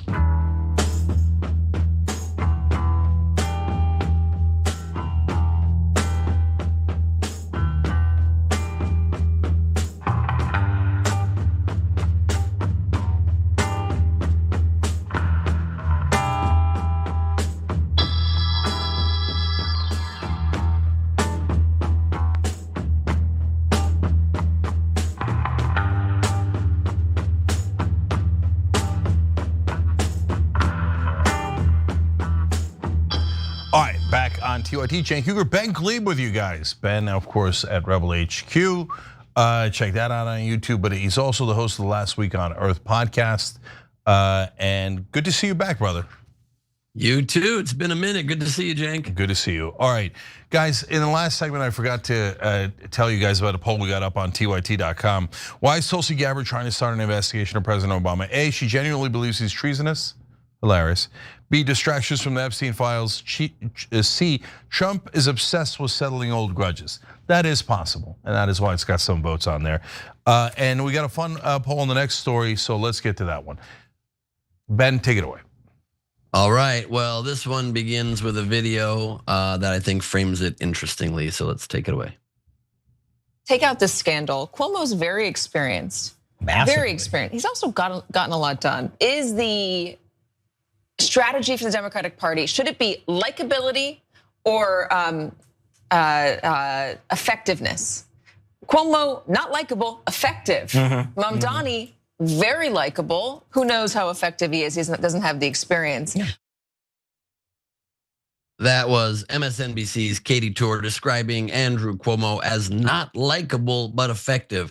We'll show you more of her commentary in a minute, including why she thinks Zohran Mamdani could be a love-bombing boyfriend. But first, Cenk, do you think that's an honest comparison, or is there something else going on here? No, mainstream media is unbearable, but they don't even realize it. I watched that whole segment. Every time she talked about Mamdani, she's like, and then these controversial outrageous things that are so unrealistic. Then she gets a Cuomo, she read like, I don't know, a dozen things. He got this done, he got that done. Can you believe he got a higher minimum wage in New York? I was like, yeah, I could definitely believe that. That's one of the bluest states. That's super easy. But okay, good, I'll take it. He did pay family leave, I'll take it. Like, so there's some positive things you could say, but most of it was like super standard, super easy stuff. And I remember covering Cuomo. Half that stuff, if not more, he had to be aggressively pushed into doing. But there's no talk of the corruption commission that he started, and then they said it was you, and he shut it down. Nobody in mainstream media ever talks about Andrew Cuomo's corruption. But most of all, Ben, as we go through this whole thing, I want people to keep this in mind. So I asked Noam Chomsky about this one of the times that we interviewed him, and he said, I said, where do you get your news? And he said, no, I read New York Times, etc. But I only read for the facts. I never accept the framing. You have to ignore all of the language around the facts. Because look at the way she just framed it in the clip we already saw it. It's likability versus effectiveness. She's already prejudged that Cuomo is effective and Mamdani is not effective. She has no evidence in that regard to say that Cuomo would be more effective. He'd be great at corruption, by the way. He's super effective at that. His own commission can tell you that. But she doesn't say that. She assumes that he is clearly better, but doesn't say it. You have to go between the lines and say, wait, why do you assume that he's more effective? And so that's mainstream media framing 101. And they're not doing it because Katie Tur is like some sort of devious, plotter and planner, right? It's groupthink. They all assume that the corporate candidate, the establishment candidate is manna from heaven, and their policies are great / should never be done. Of course they don't have time to do it, etc. And everybody who's an outsider is useless, radical, ineffective. But all right, if you want to vote based on feelings. And they all do it, and it's disgusting. And so, by the way, I say this is a guy, again, as I've said many times, who doesn't agree with a lot of Mamdani's policies. But we can be fair. They are showing you that they definitely cannot be fair. They're not within a mile of being fair. But more evidence to that effect, Ben. That's my take in the beginning. That's definitely a take. What I love about Cenk Uygur is you always have a pretty, at least subtle sense of where he stands on something. More of the story before we get into more commentary, but I maybe slightly disagree with your interpretation of it. She mentioned the corruption, and he definitely led a corrupt, morally bankrupt administration, but also did accomplish a lot of very large liberal policies that I think are good to give him credit for. And perhaps the statement of experience just is to his actual experience, being that Mamdani has nearly none compared to Cuomo. But we can get more into that in a minute. Here first is a little bit more of Tur's commentary. Here's what Mamdani wants to do. We have affordable housing, $70 billion, free childcare, $5 to $8 billion, free buses, $700 million per year, city-owned grocery stores, $60 million per year. Here's the revenue that he wants to bring in: $4 billion for a 2% income tax on millionaires, $5 billion for an 11.5 corporate tax. Okay, that's more revenue, but that doesn't outweigh the costs here. And here's what I wonder: it's like he's love bombing New York City with all that he can offer, but is he going to be the boyfriend that continues to love bomb if he becomes the husband? That's a question that I'm sure Cenk disagrees with the framing on, but I think it's a fair question. It's one that always is the case in politics. Candidates promise the moon and then get in office and realize the difficulty of actually legislating that level of change. Meanwhile, Mamdani is also attempting to build bridges with certain groups who've been critical of him. Last week, he visited Washington, D.C. and met with House Minority Leader Hakeem Jeffries, who has, as of now, still not yet endorsed Mamdani. That did not change after their meeting.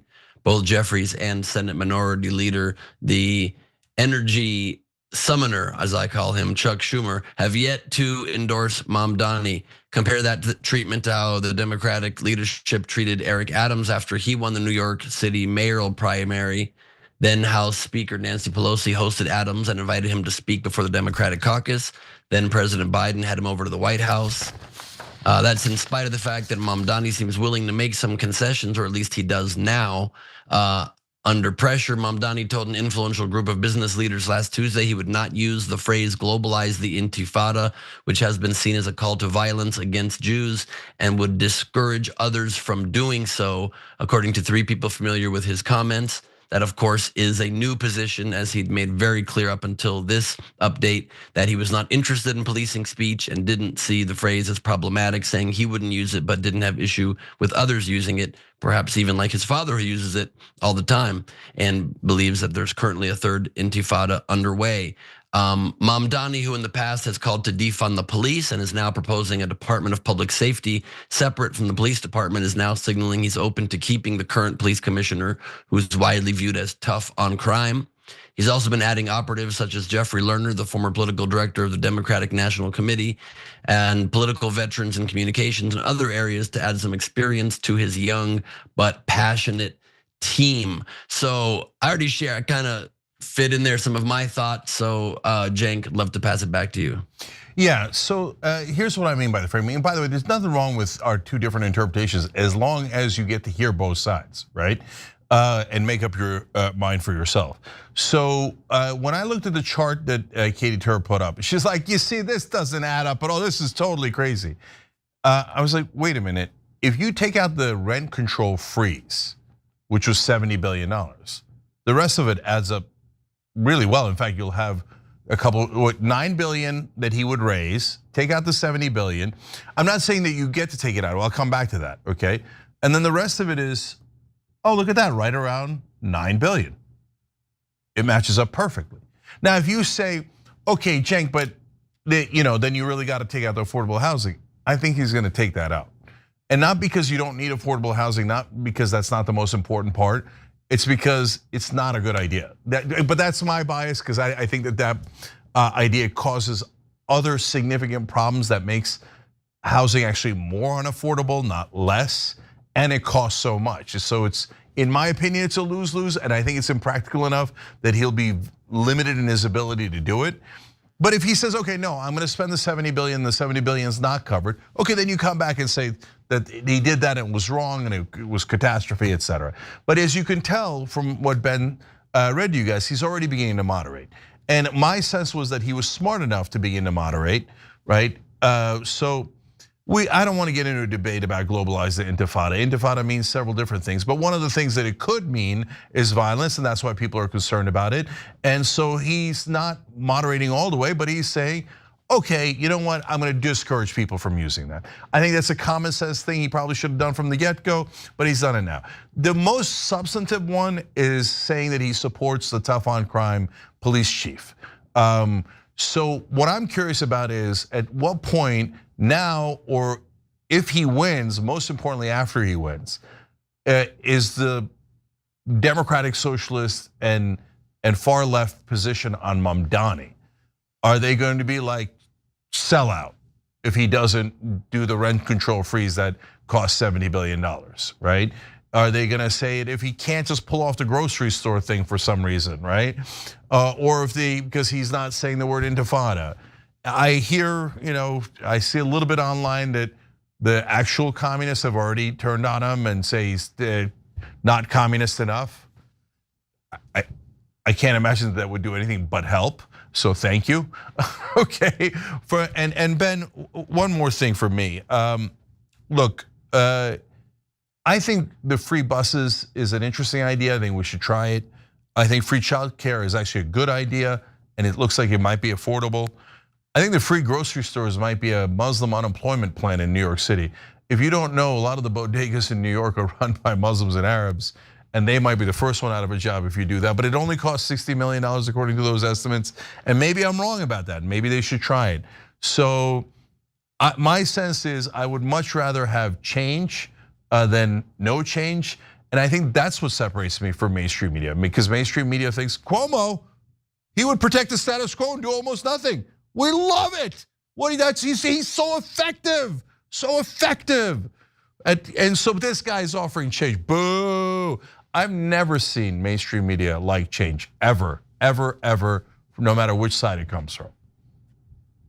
Yeah, I guess my only responses to that are, while I hear you, if you remove the housing initiative, then his money he's bringing in is equal to the costs he's suggesting, but you can't remove that. You can't give somebody the benefit of the doubt to remove in the future a plan that they are currently still promising to do.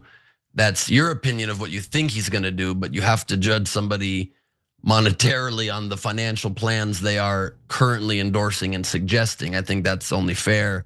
Otherwise, we can never really do math on these people.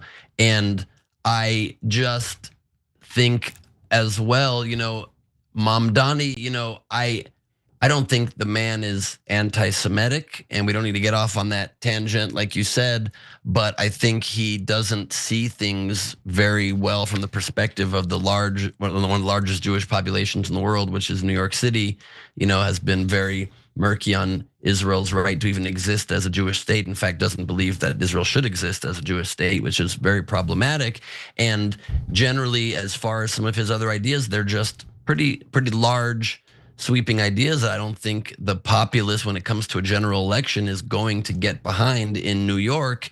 And this is the problem that the Democratic Party faced in the national election and faced in a bunch of local elections just less than a year ago. Is it doesn't seem like the temperature of the country is one that is looking for these big socialized moves. And so I think that creates a problem for the party in general and for winning elections going forward. Yeah, last couple of things here. So first, we got a poll up on the live chat that I'm curious about. Who will establishing Democrats endorse? So it shows live 6 to 8 p.m. every day, right? So make sure you're checking it out Eastern. Mamdani, Cuomo, Adams, none of these. Yeah, I think they'll probably coalesce around Cuomo. I think you guys are right. Be part of the show. Watch the show live at 6 o'clock. And now, look, I haven't heard him say that he doesn't think that Israel should exist as a Jewish state. And Ben, a lot of Jewish Americans already voted for him in New York. Yeah, but he has said that. He says he's uncomfortable with any ethno state, yet doesn't speak against the many Arab and Muslim states. So I would be curious about his opinion about Saudi Arabia and Iran as ethno states. So anyway. Someone should ask him. Someone should ask him. There's no point, no problem with that. And Ben's right about one thing. Look, you got to present the whole context. So his plan does have the housing part in it, and it does cost $70 billion, right? So take that into account. That's why I'm trying to be realistic with you guys and say I don't think he'll be able to get that one done, but he is proposing it, so that's fair. But they made it seem like all those plans were outrageously expensive. I'm like, when you got down to the bodega one, I'm like, $60 million. I've never seen a program cost that little in my life. So it depends. They're not all outrageously expensive, and in fact, almost all of them are affordable. But that's for you guys to figure out and take into account as you go to vote if you're in New York. Last thing for me is, the second part of the story is about the fake unity of the Democrats, right? Like they're always talking, oh my God, you don't oppose any incumbents, don't oppose any establishment Democrats, Democratic leadership, unity. Carville's saying that today in another op-ed, unity, okay? You must listen to the corporate Democrats. Or they claim it's all Democrats. The minute that Mamdani wins the Democratic primary, or the progressive up in Buffalo that won a Democratic primary, or really any progressive, unity's gone. No unity. Now, not endorsing. Get out of here. No way. You think we're going to endorse you just because you won a Democratic primary? Screw unity, says Hakeem Jeffries and Chuck Schumer. Let's be honest about that. Call it what it is. So the next time they tell you about unity, understand that's a fake talking point to get you to comply with their more corrupt part of the Democratic Party. But isn't that what you also were trying to explain to the Democratic Party after the presidential election, was that they had moved in some ways unsustainably too far left on some policies that just alienated people from kitchen table issues? And then you're saying that the party should rally behind somebody that is not in step with the mainstream of the party on that, and with some of the more centrist people in the party on that issue. Yeah, it makes sense, Ben. Here's why. Because I didn't say the party should rally around my opinions, right? I said that we should be open to all of these different things and we should serve the voters. And in this case, the voters of New York, at least the Democratic voters of New York, selected Mamdani. And he represents change. And I don't agree with all of the change he represents, but I like that he's trying. But bottom line is, the decision has already been made by the Democratic voters. So let's give the brother a shot and see how it goes, even on the things I disagree on. And Ben, that's me living up to my principles. So what did I get mad at the far left for? Because they said if you disagree 5% or on one issue or two issues, that's it, you're a fascist, right-wing racist, right? And I said, guys, what the hell? We were allowed to disagree 5-10%. Otherwise, what are we all, robots? What are we, in a cult? Are we crazy? So I'm living up to my principles and saying, yeah, I don't agree with all of Mamdani's principles. But yeah, that's what the voters voted for. Let's try it. And by the way, in Kansas, the Democratic voters will vote for something else. And let's try that. But I'm not in favor of the status quo. And I'm not in favor of demanding that only my policies get done. You see what I'm saying? Yeah, fair enough. Yeah. All right, guys, we got to take a break here. When we come back, awful updates on immigration. What the Trump people are doing, it's worse than you even realize. So we'll be right back with that.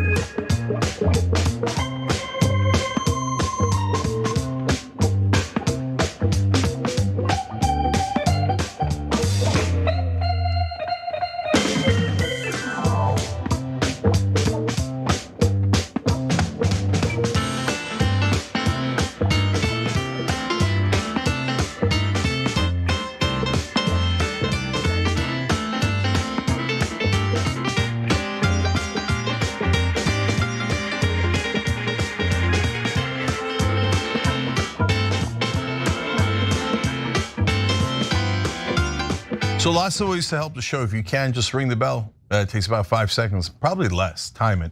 It costs you nothing, it helps you keep up with the show, including Weekend at Jenks. I've been doing those live videos during the weekend. People seem to be enjoying that, so don't miss that. If you're a member, of course, you get everything anytime you want. tyt.com/join. You get the live bonus episodes and the old school and all the things that we do for members where we do curse and are allowed to. And that's fun for everybody, so make sure the kids sign up. No, all right, let me go to our members at tyt.com. Eclectic writes in a couple times, says, I hope people aren't fooled by the establishment trying to convince us we should stop talking about the Epstein files. When the government and media both say nothing to see here, you know that there's definitely something to see here. Well, that's been my experience, yes. He also writes in, Cuomo's very effective at sexual harassment and killing people in nursing homes. He's also fairly good, but not great at lying about both of those things. Or as Curtis Lee would put it, slapping fannies and killing grannies. Gemma Lee said, will the candidate continue love bombing when they're the husband? With too many candidates, we get totally screwed whether they love bomb or not. But the husband, most candidates behave more like a girl for hire. Now that's a good analogy. Okay, so I love that one. I might use that at some point. Don't Shoot on the Goalkeeper says, the establishment wants to keep the status quo mo. And he adds in brackets, terrible joke, I regret nothing. No, are you crazy? That's not a terrible joke. I like that joke. Don't use that to make the argument that it's a terrible joke. Okay, no, I loved it. Poodle Slayer 3 writes in on Twitch. Love you all, keep up the good work. Thanks for shedding light in what feels like a dark time. Thanks for saying that. Suspicion Dragon 92 says, it's almost like there's a pattern of criminal, about Trump, a pattern of criminal sexually abusive behavior consistent across decades.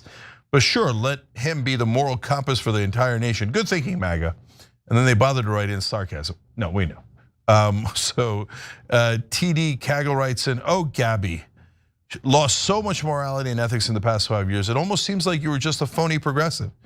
Which show said that Tulsi Gabbard was a phony progressive and didn't get believed by all the other left-wing hosts?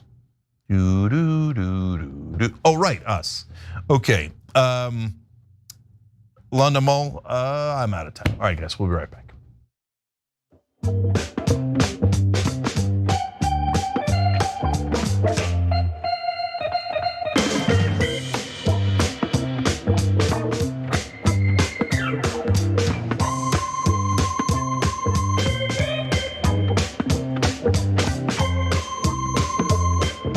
All right, back on TYT, Cenk and Ben with you guys. Quick correction, thanks to one of our members. Avenger Dragon 89 wrote in on Twitch. The city grocery stores are not free, like Cenk said.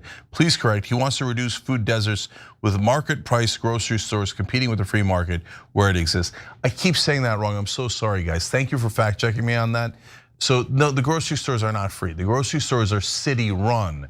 You still have to pay for things, but their prices might be a little bit lower. So thanks for checking me on that. I really appreciate it. Want to get everybody the correct facts. All right, Ben, what's next?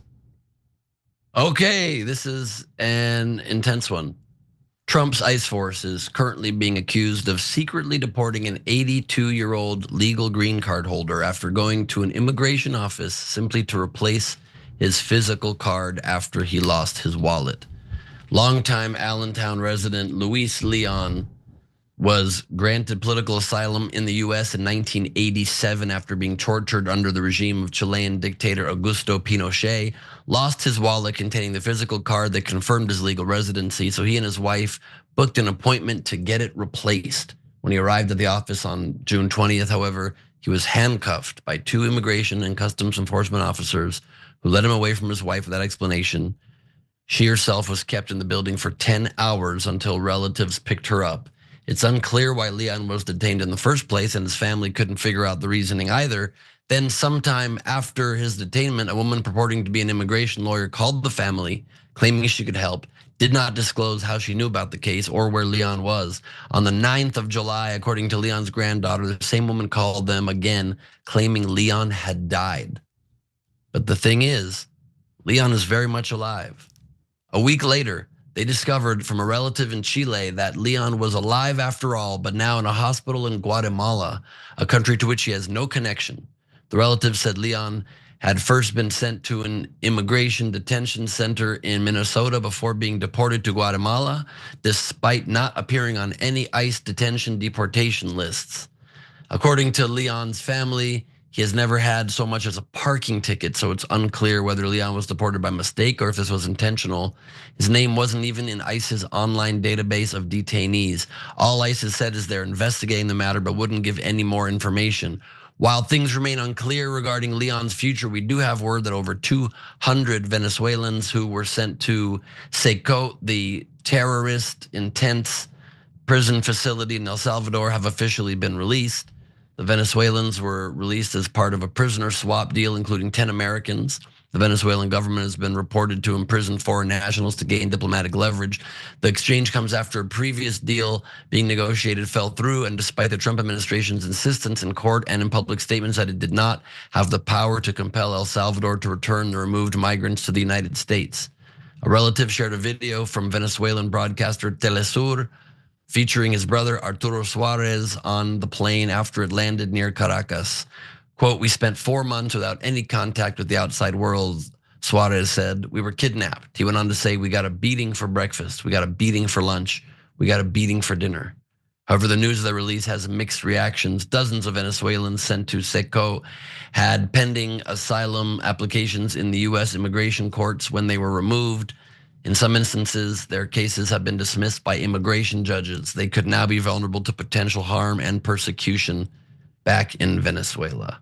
A very scary situation, as we just seem to repeatedly be deporting and mistreating people who are here legally, American citizens, the vulnerable, the sick, the elderly. I don't know what kind of country that is, but it's not actions that anybody of good morals can be proud of. Yeah, so let's look at the Luis Leon case first. It's nuts, it's incompetent, and it's cruel. So a guy has a green card, He comes in to your offices to renew the green card because he lost it. Now, guys, if you arrest that guy who's here perfectly legally, the message you're sending to all immigrants are legal immigrants, not illegal, undocumented immigrants, to legal immigrants who are playing it right by the book. Don't trust the authorities. Don't go in, don't work with them, hide from them. If they ask you to come in, just don't. It's a mistake because it doesn't matter if you're here legally or not. And by the way, you know why? Because Stephen Miller put in a quota because Trump got his feelings hurt that Obama deported more people than Trump did. But at that time, a lot more people were coming in. With not enough people coming in to beat Obama, that's not a bad thing, by the way. They wanted to close the border, you close the border, take the credit for that, take the win. But no. Donald Trump's ego has to be satiated. So if you have to round up legal people, who cares? Round them up. You know, one of the details of this story gives you a sense of how they think about it. The guys who were, in these circumstances, like Luis, they report that the ICE guys never call them by their real name. They just call everyone Mario. Oh, that's so not racist of you, right? And look, if you're gonna catch feelings because somebody used the word racist, then don't call everybody Mario who's Latino, a lot of whom are actually legal residents here that you've kidnapped illegally or your beloved Trump administration has. And so if you called all Muslims, yeah, hey, Muhammad, right?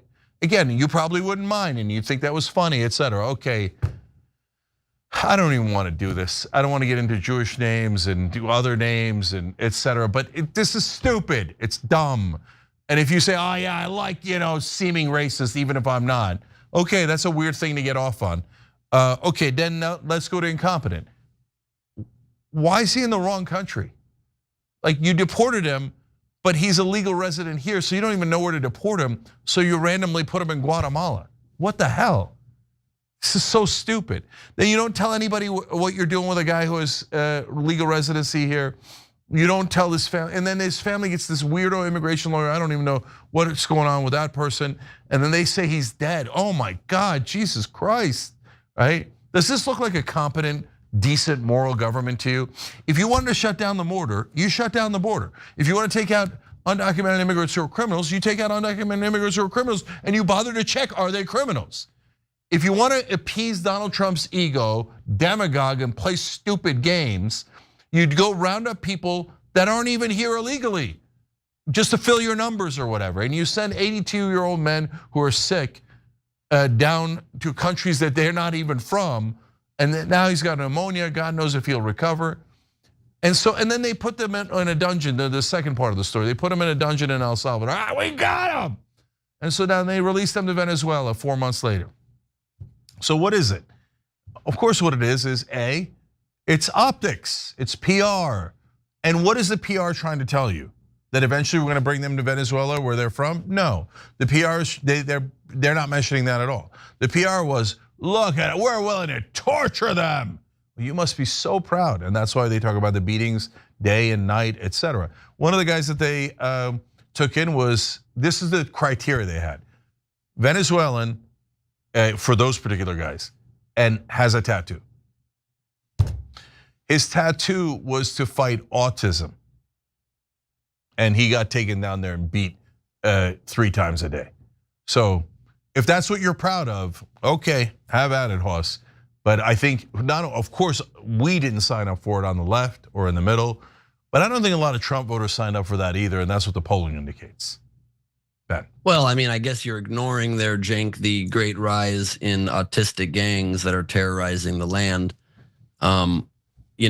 It's just so stupid, the level of ignorance of this administration. We all remember Trump arguing with a reporter, I think from CBS, about a clearly photoshopped MS-13 on top of, I think it was Abrego Garcia's knuckles, and saying this is a tattoo saying MS-13, and the reporter being like, bro, this was photoshopped. Like, to not even have the ability to discern from tattoos supporting important causes versus tattoos that are not even tattoos. And now Mr. Leon or Leon, maybe I should have said, family has to go to Guatemala to try to save their grandfather. And this is the way our country is treating people who have built lives here and have been productive, wonderful members of our community, while Stephen Miller goes on Fox News and just laughs his ass off about, yeah, maybe we should be torturing some of these people, ha ha ha, and we should get rid of them all quickly. It's just like you said, you can enforce the laws. We should enforce the laws. Biden didn't do a good enough job of securing our border. But to not have as the very bare minimum to do it with humanity, to do it in a way that doesn't invoke fear in the populace, and that doesn't do it in a way that is humane, is just disgusting. And it's not American. I don't know why. I hear what you're saying, that a lot of Trump voters didn't vote for that, but they didn't vote against it because Trump was making pretty clear he was going to be very aggressive. He was making pretty clear he was going to be using detention camps that were already being likened to concentration camps, and then he's doing it, and you can't be shocked by it. Yeah, so last couple of things here. A lot of his voters did vote for it. So don't get me wrong. So a lot of them didn't, and the Joe Rogan types going, wait, I didn't ask for this. And then there's others going, yes. So that definitely exists, and it exists in serious numbers. So number two, look, I got a green card. That's a pathway to citizenship, and then I became a citizen later. If as I'm going through that process, I'm at the green card stage, which is you have almost every right but to vote, right? And you're supposed to be treated like any other legal person here, right? That's what we were told, and that's what was true in America for a long time. Now they're basically saying, yeah, but you're not breaking the law if you're holding a green card. But the government is going to break the law and ignore what a green card means. And so we don't care. We're not going to follow the laws. And that's not a party of law and order. That's the exact opposite.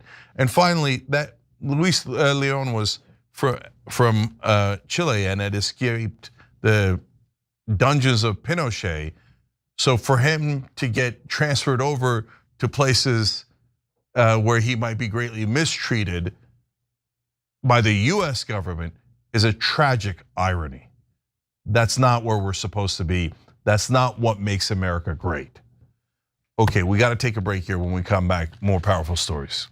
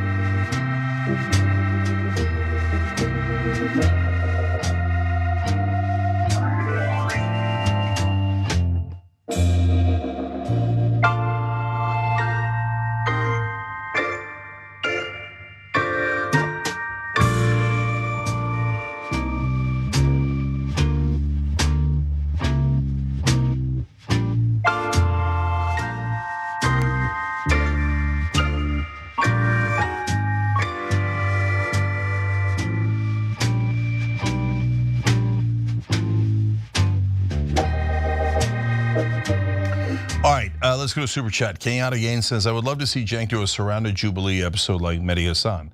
Well, ask and ye shall receive. That'll be coming out soon. I debated 20 people, 10 Republicans, 10 Democrats. Populist takes on the Uniparty. So, ought to be a doozy. So coming out soon. Sage and Candle doesn't agree with our philosophy. They say, first you insult your viewers' concerns, then you bring on Ben. Gross. If you think that this show has not been sufficiently pro-Palestinian, I don't know that I would like some of what you're smoking. It sounds a little too powerful for me. Okay, yeah, that I'm saying you're nuts if you think that. And if you say no, you should not have diversity of opinion. Only my opinion should be stated here, whether it's yours or mine. I don't agree. I bring on people here who disagree with me. Okay, and so if you say no, I don't like it, I only want agreement, Good news, Sage and Candle. Plenty of other shows that'll give you the exact propaganda you're looking for. I mean, it'll be picture perfect. 100% of whatever ideology was cooked up by 13 folks online somewhere in the last year and a half. And you'll be like, perfect. They don't dissent at all. No one even thinks on this show. Perfect, okay? Good. You have like 1,000 of those options. Here at the Young Turks, we think, we have open minds, and we discuss things and yes, that means sometimes you agree and disagree. If you don't like it and you just want closed-mindedness, again, great news. There are dozens of shows pretending to be progressive that do that for you. Jonathan Boris-Johnny says, I don't get the argument that Zohran doesn't meet the mood of now. Rogan had a progressive from Texas on yesterday. AOC's leading Democratic candidate, Mamdani, is super popular, done with the corporate Democrats. Well, I love that you're done with the corporate Democrats, and he does fit the mood of the country right now. But Rogan had someone on who was a progressive. No! He should only have this limited ideology, and he should bring on only people who agree with him. I hear from the left, people pretending to be on the left, saying no one should have an open mind, and everybody should be forced to agree with the most extreme person on earth. All right, on YouTube member section says, London Mall, I agree with Cenk, there needs to be a new innovative housing solutions. The affordable housing thing creates other issues, referring to rent control. Bruce City Mike says, yes, democratic socialism with a mix of capitalism and socialism ensures basic survival needs are met. We'll be back.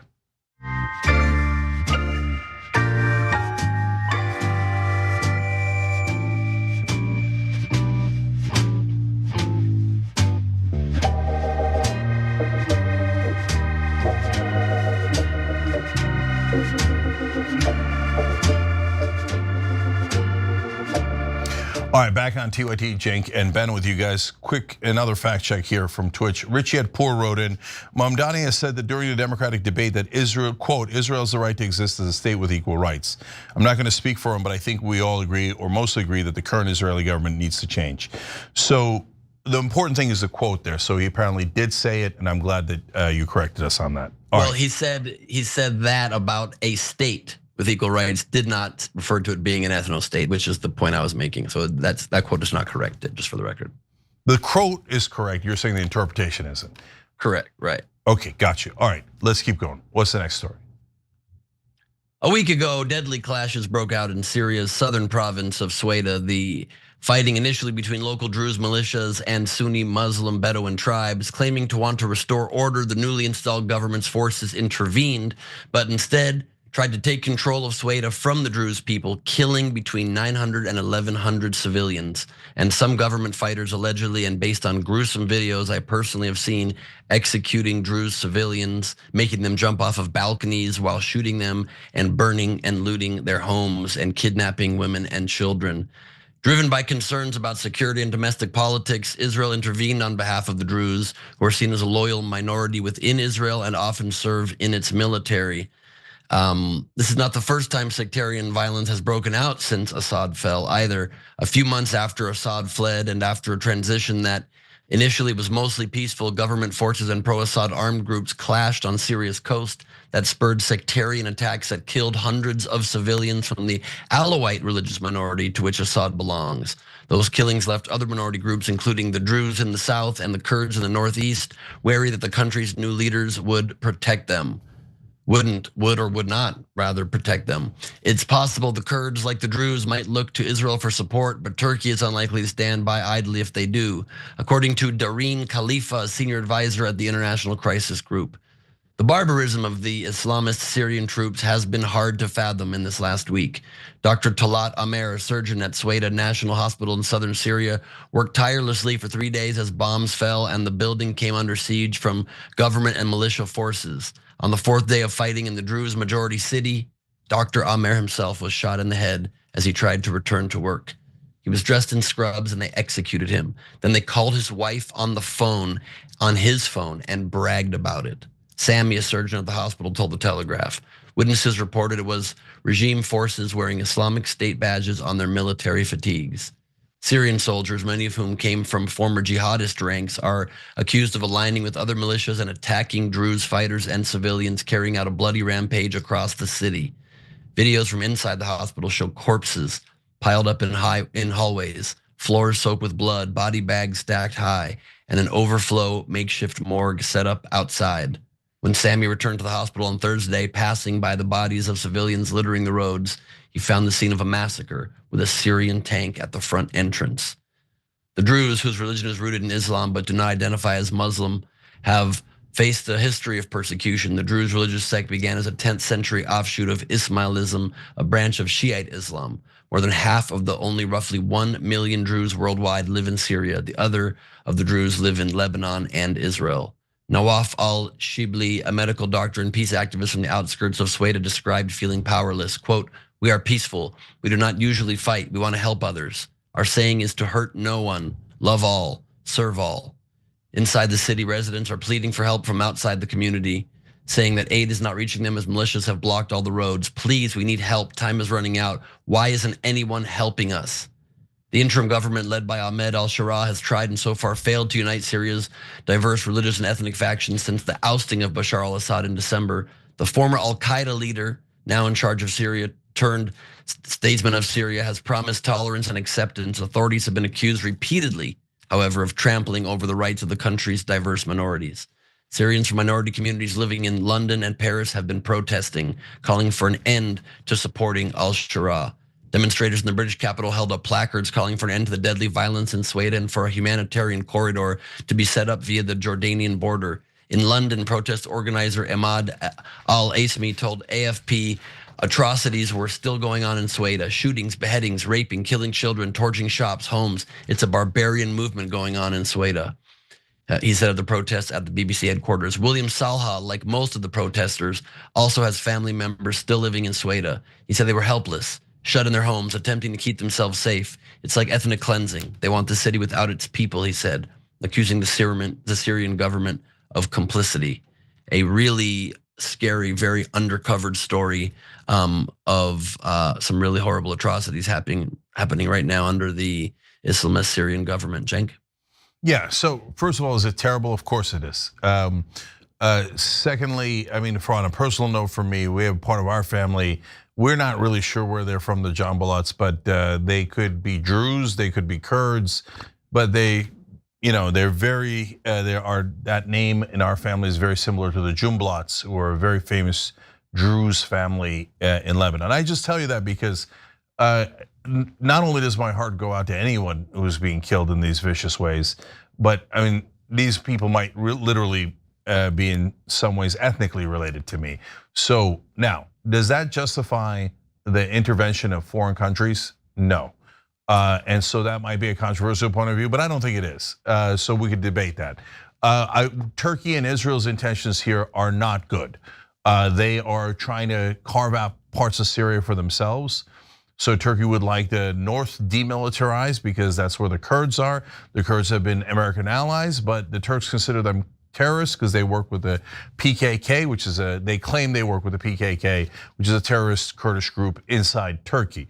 Israel would like Western Syria for themselves. They're the ones doing most of the bombing. So they say, oh, well, I'm really concerned about the Druze minority. Maybe they do have a Druze minority in Israel, and they're good, loyal citizens of Israel. They want to look out for them. But Israel also wants all of their neighbors totally neutered, demilitarized, humbled, and unable to fight back. So conveniently, they didn't just do the bombings here in that area, they also did bombings in Damascus, including the military headquarters of the entire Syrian government, and they bombed near the presidential palace as a, hey, don't forget, if you don't know that we're in charge, we could kill you too. And Israel apparently reserves the right to kill any foreign leaders they like because self-defense. And so I question everyone's motives here. And the number one thing I would say is, look, who could have figured out that a former Al-Qaeda guy might turn out to do bad things, and that there would be massive sectarian conflict if you take away the current government of Syria. Now, the current government of Syria was a disaster. Bashar al-Assad was a butcher. So no one cried when he left. But when Israel and Turkey were like, oh no, we're positive the former Al-Qaeda guy is gonna be great, I was like, I am not positive of that. That is a terrible idea. And here we are in the middle of that terrible idea. Yeah, I agree a lot with what you said. I don't remember many in the Israeli government saying this guy was going to be a great leader. They've kind of protested him from the beginning as being somebody who's been an enemy of theirs for a long time. Trump certainly gave this guy complete faith and removed all sanctions on Syria, kind of sight unseen after one quick meeting when he said he's a very handsome, very strong, good-looking guy, and that apparently is enough to remove sanctions on a longtime thorn in the side of the West and those who are trying to just pursue freedom in this world. I think that the Druze are a minority, as any minority group that's being wantonly attacked by the powers that be should be defended. And if that requires another country to do it, because there is no army to be able to stop a beginnings of what could be an ethnic cleansing, I think that is a good thing to try to do. Yeah, I just don't believe them. I don't believe the Turks. I don't believe the Israelis. I believe that their intention is power. It's not to help an ethnic minority. And whenever we bomb to theoretically help ethnic minorities, how's that worked out for us, including America? It's worked out terribly. So look, it puts you in a no-win situation. The Druze and Bedouins started killing each other first before the government even got involved. The government is not from either one of those groups. And then now the government is killing Alawites. That was the sectarian sect of the former leader, Bashar al-Assad, right? So, and no one's trying to protect the Alawites because Turkey doesn't have an interest in them, Israel doesn't have an interest, the US doesn't have an interest, so they're getting killed with no checks at all. So like, and we lived through this in Libya, and where they're like, oh no, trust us, we'll get rid of Gaddafi and there won't be any sectarian problems. No, that's absurd. There was massive sectarian problems. It's the most obvious thing in the world. And lastly, Ben, to the point about Israelis, no, the Israelis did significant bombing in Syria. That's what weakened Assad in the first place and allowed this guy to win. I get wanting to get rid of Assad, and Israel did more than anyone to do that. And you could give him a congratulations on that if you like, because Assad was a terrible guy. But that's what I mean by they were like, okay, good, Assad is replaced. And I'm like, no, not good, replaced by a former Al-Qaeda guy. And here we are. Yeah, that's a good point. It certainly matters who takes over power, but I also think just the larger point is we need to start living in a world where we do not allow religious extremists to set government policy and to persecute and murder minorities based simply on beliefs that they don't agree with. We have to get out of the dark ages with that. It's insane. I totally agree. That's why the Jewish settlers in the West Bank should all be removed. And they are religious zealots who've been killing the Palestinians and taking their land. So if we could do it consistently, that would be amazing. And if we could do it without further war, further strife, that I would love that. But so far, this region of the world does not have a good record of protecting ethnic minorities, including Palestinians.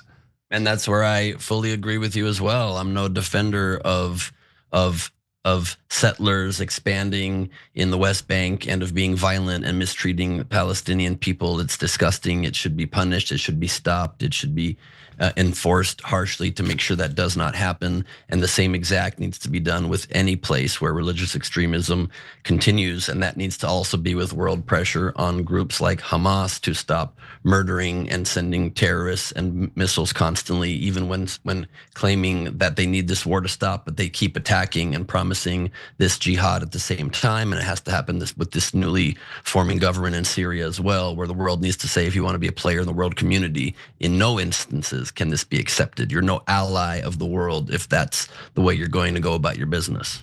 And of course, we have to stop the genocidal government of Israel, who has butchered 58,000 people in Gaza, over 20,000 kids killed by the IDF. I'm sorry, it was all an accident. They missed every time. All right, our points of view on that are clear on both sides. I wish everybody would act with principle and decency. Hasn't happened yet. All right, we got to go to our bonus episode for the members. There we'll have some interesting stories like James Carville with a new strategy for the Democrats, God help us. And speaking of God help us, there's now apparently sexy Grok. What in the world is that? All right, hit the join button below to find out, or tyt.com/join. We'll see you there.